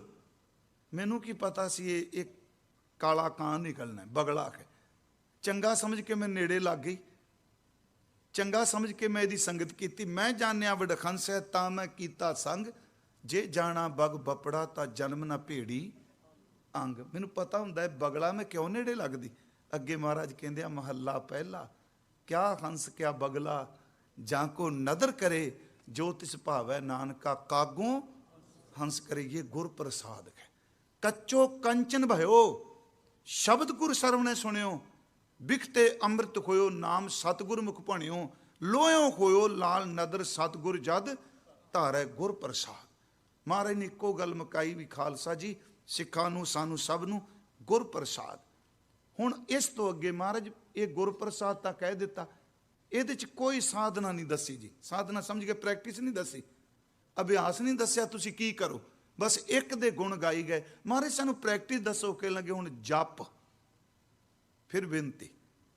ਇਸ ਦਾ ਵੈਸੇ ਵਿਦਵਾਨ ਕਹਿੰਦੇ ਆ ਜਪ ਇਹ ਬਾਣੀ ਦਾ ਸਰਲੇਖ ਹੈ, ਪਰ ਗੁਰਮੁਖ ਜਪਣ ਵਾਲੇ ਕਹਿੰਦੇ ਨੇ ਮਹਾਰਾਜ ਇਹਨੂੰ ਕਹਿੰਦੇ ਆ ਤੂੰ ਜਪ, ਤੂੰ ਸਿਮਰਨ ਕਰ। ਜਪ, ਜਪ ਦਾ ਅਰਥ ਹੁੰਦਾ ਹੈ ਕਿ ਕਿਸੇ ਸ਼ਬਦ ਨੂੰ ਵਾਰ-ਵਾਰ ਰਟਨ ਕਰਨਾ। ਉਂਝ ਗੁਰਬਾਣੀ ਵਿੱਚ ਜਪ ਬੜੇ ਤਰ੍ਹਾਂ ਦਾ ਹੈ, ਜਪਜੀ ਸਾਹਿਬ ਇੱਕੋ ਹੀ ਹੈ। ਹੁਣ ਜਪ ਦਾ ਸੰਬੰਧ ਮੂੰਹ ਨਾਲ ਵੀ ਹੈ, ਜਪ ਦਾ ਸੰਬੰਧ ਮਨ ਨਾਲ ਵੀ ਹੈ, ਜਪ ਦਾ ਸੰਬੰਧ ਬੰਦੇ ਦੇ ਸਰੀਰ ਦੇ ਵਾਲਾਂ ਨਾਲ, ਰੋਮਾਂ ਨਾਲ ਵੀ ਹੈ। ਅਸੀਂ ਜਦੋਂ ਪਾਠ ਕਰਨੇ ਆ, ਰਸਨਾ ਜਪੀਐ ਏਕ ਨਾਮ, ਇਹਦਾ ਸੰਬੰਧ ਜੀਭ ਨਾਲ। ਜਦੋਂ ਅਸੀਂ ਪਾਠ ਕਰਨੇ ਆ, ਗੁਰਮੁਖ ਰੋਮ ਰੋਮ ਹਰ ਧਿਆਵੈ, ਇਹਦਾ ਰੋਮ ਰੋਮ ਨਾਲ। ਜਦੋਂ ਪਾਠ ਕਰਨੇ ਆ, ਬਿਨ ਜੇਵਾ ਜੋ ਜਪੈ ਹਿਆਏ, ਇਹਦਾ ਮਤਲਬ ਹੋ ਗਿਆ ਤੂੰ ਜਪ ਪਿਆਰਿਆ ਉਹਨੂੰ। ਕਿਸ ਨੂੰ ਜੀ? ਮੈਂ ਅੱਜ ਥੋੜੇ ਜਿਹੇ ਅੱਖਰੀ ਅਰਥ ਕਰ ਜਾਣਾ, ਫਿਰ ਅਸੀਂ ਆਪਾਂ ਡਿਟੇਲ ਨਾਲ ਦੇਖਾਂਗੇ। ਜਪ ਮਹਾਰਾਜ ਕਿਸ ਨੂੰ? ਆਦ ਸੱਚ। ਫਿਰ ਬੇਨਤੀ, ਇਹ ਸਮਝੋ ਕਿ ਉੱਪਰ ਵਾਲਾ ਜਿਹੜਾ ਸਤਨਾਮ ਅਕਾਲ ਮੂਰਤ ਹੈ ਨਾ, ਇਹ ਉਹਦੇ ਅਰਥ ਕਰ ਰਿਹਾ ਸ਼ਲੋਕ। ਆਦ ਸੱਚ, ਆਦ ਦਾ ਲਫ਼ਜ਼ੀ ਅਰਥ ਹੈ ਮੁੱਢ, ਆਰੰਭ, ਸ਼ੁਰੂਆਤ। ਹੁਣ ਇਹਦੇ ਅਰਥ ਜਦੋਂ ਗੁਰਮੁਖ ਕਰਦੇ ਆ, ਇਹ ਅਰਥ ਨਹੀਂ ਕਰਾਂਗੇ ਕਿ ਆਦ ਸੱਚ ਦਾ ਅਰਥ ਹੈ ਰੱਬ ਆਦ ਤੋਂ ਸੱਚਾ ਹੈ, ਪਰਮਾਤਮਾ ਆਪਣੇ ਆਦ ਤੋਂ ਸੱਚਾ, ਇਹ ਨਹੀਂ ਹੋਣਗੇ। ਕਿਉਂਕਿ ਕੁਦਰਤ ਦਾ ਨੇਮ ਹੈ, ਜਿਹਦਾ ਆਦ ਬਣਨਾ ਉਹਦਾ ਅੰਤ ਜ਼ਰੂਰ ਹੋਣਾ ਹੈ, ਇਹ ਕੋਈ ਰੋਕ ਹੀ ਨਹੀਂ ਸਕਦਾ। ਆਦ ਸੱਚ, ਸੱਚ ਦਾ ਅਰਥ ਵਾਹਿਗੁਰੂ ਏਕ ਓੰਕਾਰ। ਆਦ ਦਾ ਅਰਥ ਜਦੋਂ ਕੁਛ ਵੀ ਨਹੀਂ ਰਚਿਆ, ਜਿਹਨੂੰ ਮਹਾਰਾਜ ਕਹਿੰਦੇ ਆ ਅਰਬਦ ਨਰਬਦ ਧੁੰਦੂ ਕਾਰਾ, ਧਰਨ ਨਾ ਗਗਨਾ ਹੁਕਮ ਅਪਾਰਾ, ਨਾ ਦਿਨ ਰਹਿਣ ਚੰਦ ਨਾ ਸੂਰਜ, ਸੁਨ ਸਮਾਦ ਲਗਾਏ ਦਾ। ਸ੍ਰਿਸ਼ਟੀ ਦੇ ਆਦ ਤੋਂ ਪਹਿਲਾਂ ਵੀ ਜਿਹੜਾ ਮੌਜੂਦ ਹੈ, ਤੂੰ ਉਹਨੂੰ ਜਪ ਜਿਹੜਾ ਸਭ ਤੋਂ ਪਹਿਲਾਂ ਪਿਆ ਹੋਇਆ ਹੈ। ਹੁਣ ਇੱਥੇ ਰੱਬ ਦਾ ਆਦ ਨਹੀਂ, ਜੇ ਉਹਦਾ ਆਦ ਕਰਾਂਗੇ, ਪਰ ਇੱਕ ਪਾਠ ਸੀ ਕਰਨੇ ਆਦ ਅੰਤ ਏਕੈ ਅਵਤਾਰਾ ਸੋਈ ਗੁਰੂ ਸਮਝਿਓ ਮਾਰਾ। ਉਹਦਾ ਆਦ ਅੰਤ ਦਾ ਅਰਥ ਹੈ ਸਾਡੇ ਆਦ ਵਿੱਚ ਵੀ ਉਹਨੇ ਰੱਖਿਆ, ਸਾਡੇ ਅੰਤ ਵਿੱਚ ਵੀ ਉਹਨੇ ਰੱਖਣਾ। ਜਿਹਨੂੰ ਆਪ ਪੜ੍ਹਦੇ ਹੋ, ਆਦ ਪੂਰਨ, ਮਦ ਪੂਰਨ, ਅੰਤ ਪੂਰਨ ਪਰਮੇਸ਼ਰ ਹੈ। ਆਦ ਸੱਚ, ਸ੍ਰਿਸ਼ਟੀ ਦੇ ਮੁੱਢ ਤੋਂ, ਜਦੋਂ ਸ੍ਰਿਸ਼ਟੀ ਨਹੀਂ ਬਣੀ ਉਹ ਪਹਿਲਾਂ ਵੀ, ਉਸ ਤੋਂ ਪਹਿਲਾਂ ਵੀ ਮੌਜੂਦ ਹੈ, ਸੱਚ ਹੈ। ਤੇ ਅੱਗੇ ਸ਼ਬਦ ਆ ਗਿਆ ਜੁਗਾਦ। ਇਹ ਦੋ ਪਾਠ ਨੇ ਜੀ, ਜੁਗ ਆਦ। ਜੁਗ ਦਾ ਅਰਥ ਹੈ ਟਾਈਮ, ਆਦ ਦਾ ਅਰਥ ਹੈ ਮੁੱਢ। ਜੁਗ ਆਦ ਦਾ ਅਰਥ ਹੋ ਗਿਆ ਜਿਹੜਾ ਟਾਈਮ ਤੋਂ ਪਹਿਲਾਂ ਵੀ ਸੱਚ ਹੈ। ਫਿਰ ਬੇਨਤੀ ਸੁਣਿਓ, ਟਾਈਮ ਤਾਂ ਬਣਿਆ, ਆ ਸੂਰਜ ਆਇਆ, ਵਿਸਵੇ ਚਸਿਆ ਘੜੀਆਂ ਪੈਰਾਂ, ਥਿੱਤੀ ਵਾਰੀ ਮਾਂ ਹੋਵਾ, ਸੂਰਜ ਏਕੋ ਰੁੱਤ ਅਨੇਕ, ਨਾਨਕ ਕਰਤੇ ਕੇ। ਇਹ ਜਿਹੜੇ ਵੇਸ਼ ਬਣਾਏ ਉਹ ਤਾਂ ਪਹਿਲਾਂ ਹੀ ਬੈਠਾ ਹੋਇਆ, ਉਹਨੇ ਵੇਸ਼ ਬਣਾਇਆ ਨਾ। ਜੁਗਾਦ ਦਾ ਅਰਥ ਹੈ ਯੁੱਗ ਦਾ ਆਦ, ਸਮੇਂ ਦਾ ਆਦ, ਜਿਹੜਾ ਸੱਚ ਯੁੱਗ ਤੋਂ ਵੀ ਪਹਿਲਾਂ ਹੈ। ਆਦ ਸੱਚ, ਜੁਗਾਦ ਸੱਚ। ਤੇ ਉਹ ਸੱਚ ਕਦੀ ਪੁਰਾਣਾ ਨਹੀਂ ਹੁੰਦਾ। ਸੱਚ ਪੁਰਾਣਾ ਹੋਵੇ ਨਹੀਂ, ਸੀਤਾ ਕਦੇ ਨਾ ਪਾਟੇ। ਉਹ ਸੱਚ ਪੁਰਾਣਾ ਨਾ ਥੀਏ। ਚਲੋ ਸ਼ਬਦ ਆਪਾਂ ਪਾਉਂਦੇ ਹਾਂ। ਹੁਣ ਆਦ ਸੱਚ, ਜੁਗਾਦ ਸੱਚ ਹੈ ਵੀ ਸੱਚ, ਜਿਹੜਾ ਏਕ ਓੰਕਾਰ ਗੁਰੂ ਨਾਨਕ ਸਾਹਿਬ ਵੇਲੇ ਸੀ, ਅੱਜ ਵੀ ਹੈ। ਹੁਣ ਆਪਾਂ ਕਈ ਵਾਰੀ ਕਹਿ ਦੇਣਾ ਨਹੀਂ ਬਾਬਾ ਜੀ ਦੇ ਵੇਲੇ ਬਹੁਤ ਚੰਗਾ ਸੀ। ਮੈਂ ਇੱਕ ਬੇਨਤੀ ਕਰਾਂ, ਕੰਮ ਉਦੋਂ ਵੀ ਇਹੀ ਸੀ। ਚੰਗਾ ਮੰਦਾ ਕੋਈ ਨਹੀਂ ਸੀ, ਜਿਨ੍ਹਾਂ ਤੱਤੀ ਤਵੀ ਤੇ ਬਿਠਾ ਤੋ ਚੰਗੇ ਸਨ। ਇਹ ਰਚਨਾ 'ਚ ਚੱਲ ਰਿਹਾ ਹੈ। ਗੁਰੂ ਜੀ ਕਹਿੰਦੇ ਆ ਜਿਹੜਾ ਮੁੱਢ ਤੋਂ ਸੱਚ ਹੈ, ਜਿਹੜਾ ਟਾਈਮ ਤੋਂ ਪਹਿਲਾਂ ਸੱਚ ਹੈ, ਉਹ ਅੱਜ ਵੀ ਸੱਚ ਹੈ, ਪਰ ਪ੍ਰੈਜੈਂਟ ਵੀ ਉਹਨੂੰ ਟਾਈਮ 'ਚ ਨਾ ਬੰਨੀ, ਉਹ ਟਾਈਮ 'ਚ ਵੱਜਦਾ ਹੀ ਨਹੀਂ। ਤੇ ਗੁਰੂ ਸਾਹਿਬ ਨੇ ਇੱਥੇ ਫਿਰ ਆਪਣਾ ਸ਼ਬਦ ਵਰਤਿਆ, ਨਾਨਕ ਹੋਸੀ ਵੀ ਸੱਚ। ਜਿਹਦਾ ਭਵਿੱਖ ਟਾਈਮ ਹੈ ਉਦੋਂ ਵੀ ਉਹ ਸੱਚ ਹੋਵੇਗਾ। ਮੇਰੇ ਕਹਿਣ ਤੋਂ ਮੁਰਾਦ ਅਸੀਂ ਜਪ ਸ਼ੁਰੂ ਕਰ ਦਿੱਤਾ ਅੱਜ। ਗੁਰੂ ਸਾਹਿਬ ਮਿਹਰ ਕਰਨ, ਕੱਲ ਤੋਂ ਆਪਾਂ ਇੱਕ ਤਾਂ ਇਸ ਜਪ ਬਾਰੇ ਮੈਂ ਜ਼ਰੂਰ ਬੇਨਤੀ ਕਰਨੀ ਹੈ, ਕਿਉਂਕਿ ਜਪ ਦੀਆਂ ਕੁਝ ਜਪਣਾ ਹੈ ਨਾ ਜੀ, ਇਹਦੇ ਲਈ ਕੁਝ ਸਰੀਰਕ ਬੰਦਸ਼ਾਂ ਨੇ, ਉਹ ਬਹੁਤ ਜ਼ਰੂਰੀ ਨੇ। ਕੁਛ ਜਪਨ ਦੀਆਂ ਵੱਖ-ਵੱਖ ਅਵਸਥਾਵਾਂ ਨੇ, ਪਰ ਇਹ ਸਭ ਕੁਝ ਕਹਿਣ ਦੇ ਬਾਵਜੂਦ ਵੀ ਗੁਰਪ੍ਰਸਾਦ ਨਹੀਂ ਭੁੱਲਣਾ। ਗੁਰਪ੍ਰਸਾਦ ਕੱਲ ਨੂੰ ਅਸੀਂ ਅੱਗੇ 2 ਪੌੜੀਆਂ ਮੈਂ ਯਤਨ ਕਰਾਂਗਾ। ਅਸਲ 'ਚ ਕੀ ਹੈ, ਆਪ ਜੀ ਦੇਖੋਗੇ 38 ਦੀਆਂ 38 ਪੌੜੀਆਂ, ਜਿਵੇਂ ਆ ਡੰਡੇ ਨਹੀਂ ਹੁੰਦੇ, ਮੈਂ ਇੱਕ ਵਾਰੀ ਪਿੱਛੇ ਜੇ ਕਿਹਾ ਸੀ, ਇੱਕ ਪੌੜੀ ਦਾ ਡੰਡਾ ਪਕੜੋ ਤੇ ਉਹ ਦੂਜੀ ਪੌੜੀ ਡੰਡੇ ਤੇ ਪਹੁੰਚਾ ਦਿੰਦਾ। ਬਿਲਕੁਲ ਤੁਸੀਂ ਦੇਖੋਗੇ ਇੱਕ ਪੌੜੀ ਖਤਮ ਹੋਵੇਗੀ, ਉਹ ਕਹੇਗੀ ਮੇਰੀ ਵਿਆਖਿਆ ਅਗਲੀ ਪੌੜੀ 'ਚ ਪੜ੍ਹ, ਅਗਲੀ ਪੌੜੀ ਕਹੇਗੀ ਇਸ ਤੋਂ ਅੱਗੇ ਚੱਲ। ਇਹ ਆਪਾਂ ਆਉਣ ਵਾਲੇ ਦਿਨਾਂ 'ਚ ਵੇਖਾਂਗੇ। ਪਰ ਗੁਰਮੁਖੋ, ਤੁਸੀਂ, ਮੇਰੀ ਬੇਨਤੀ ਹੈ, ਜਿਨ੍ਹਾਂ ਅੱਜ ਤੀਕਰਾਂ ਜਪਜੀ ਸਾਹਿਬ ਨੇ ਨਾ ਪੜ੍ਹਿਆ, ਸੱਚੀ ਮੈਨੂੰ ਸਭ ਤੋਂ ਵੱਡੀ ਤੁਹਾਡੀ ਖੁਸ਼ੀ ਹੋਵੇਗੀ। ਕਿਉਂਕਿ ਬੰਦਾ ਵੱਧ ਤੋਂ ਵੱਧ ਕਹਿੰਦਾ ਸ਼ੌਹਰਤ, ਨਾਮ, ਪੈਸਾ, ਇਹ ਮੈਂ ਗੁਰੂ ਸਾਹਿਬ ਦੀ ਹਜ਼ੂਰੀ 'ਚ ਕਹਿਣਾ ਕਿਸੇ ਚੀਜ਼ ਦੀ ਕਮੀ ਨਹੀਂ। ਸਿਰਫ ਇੱਕ ਕਿਰਪਾ ਕਰਿਓ, ਜਿਨ੍ਹਾਂ ਨੇ ਕਦੀ ਜਪਜੀ ਸਾਹਿਬ ਨੇ ਨਾ ਪੜ੍ਹਿਆ, ਸਵੇਰੇ ਉੱਠ ਕੇ ਜਪਜੀ ਸਾਹਿਬ ਜ਼ਰੂਰ ਪੜ੍ਹਿਆ ਜੇ। ਫਿਰ ਤੁਸੀਂ ਜਿਹੜੇ ਅਸੀਂ ਕਰਨੇ ਨੇ ਕਥਾ, ਮੈਂ ਭਾਈ ਸਾਹਿਬ ਨੂੰ ਕੱਲ ਕਹਾਂਗਾ ਵੀ ਉੱਤੇ ਸਕਰੀਨ ਦੇ ਤੁਕਾਂ ਚਲਾਈ ਜਾਓ, ਕਿਉਂ ਉਹਦੇ ਨਾਲ ਸੁਖੈਨਤਾ ਆ ਜਾਏਗੀ। ਤੇ ਸਾਨੂੰ 2-2 3-3 ਪੌੜੀਆਂ ਆਪਾਂ ਗੁਰੂ ਸਾਹਿਬ ਮਿਹਰ ਕਰਨ, ਜਿੰਨੇ ਦਿਨ ਕਥਾ ਹੈ ਇਹ ਵਿਚਾਰ ਕਰ ਸਕੀਏ। ਵਾਹਿਗੁਰੂ ਜੀ ਕਾ ਖਾਲਸਾ, ਵਾਹਿਗੁਰੂ ਜੀ।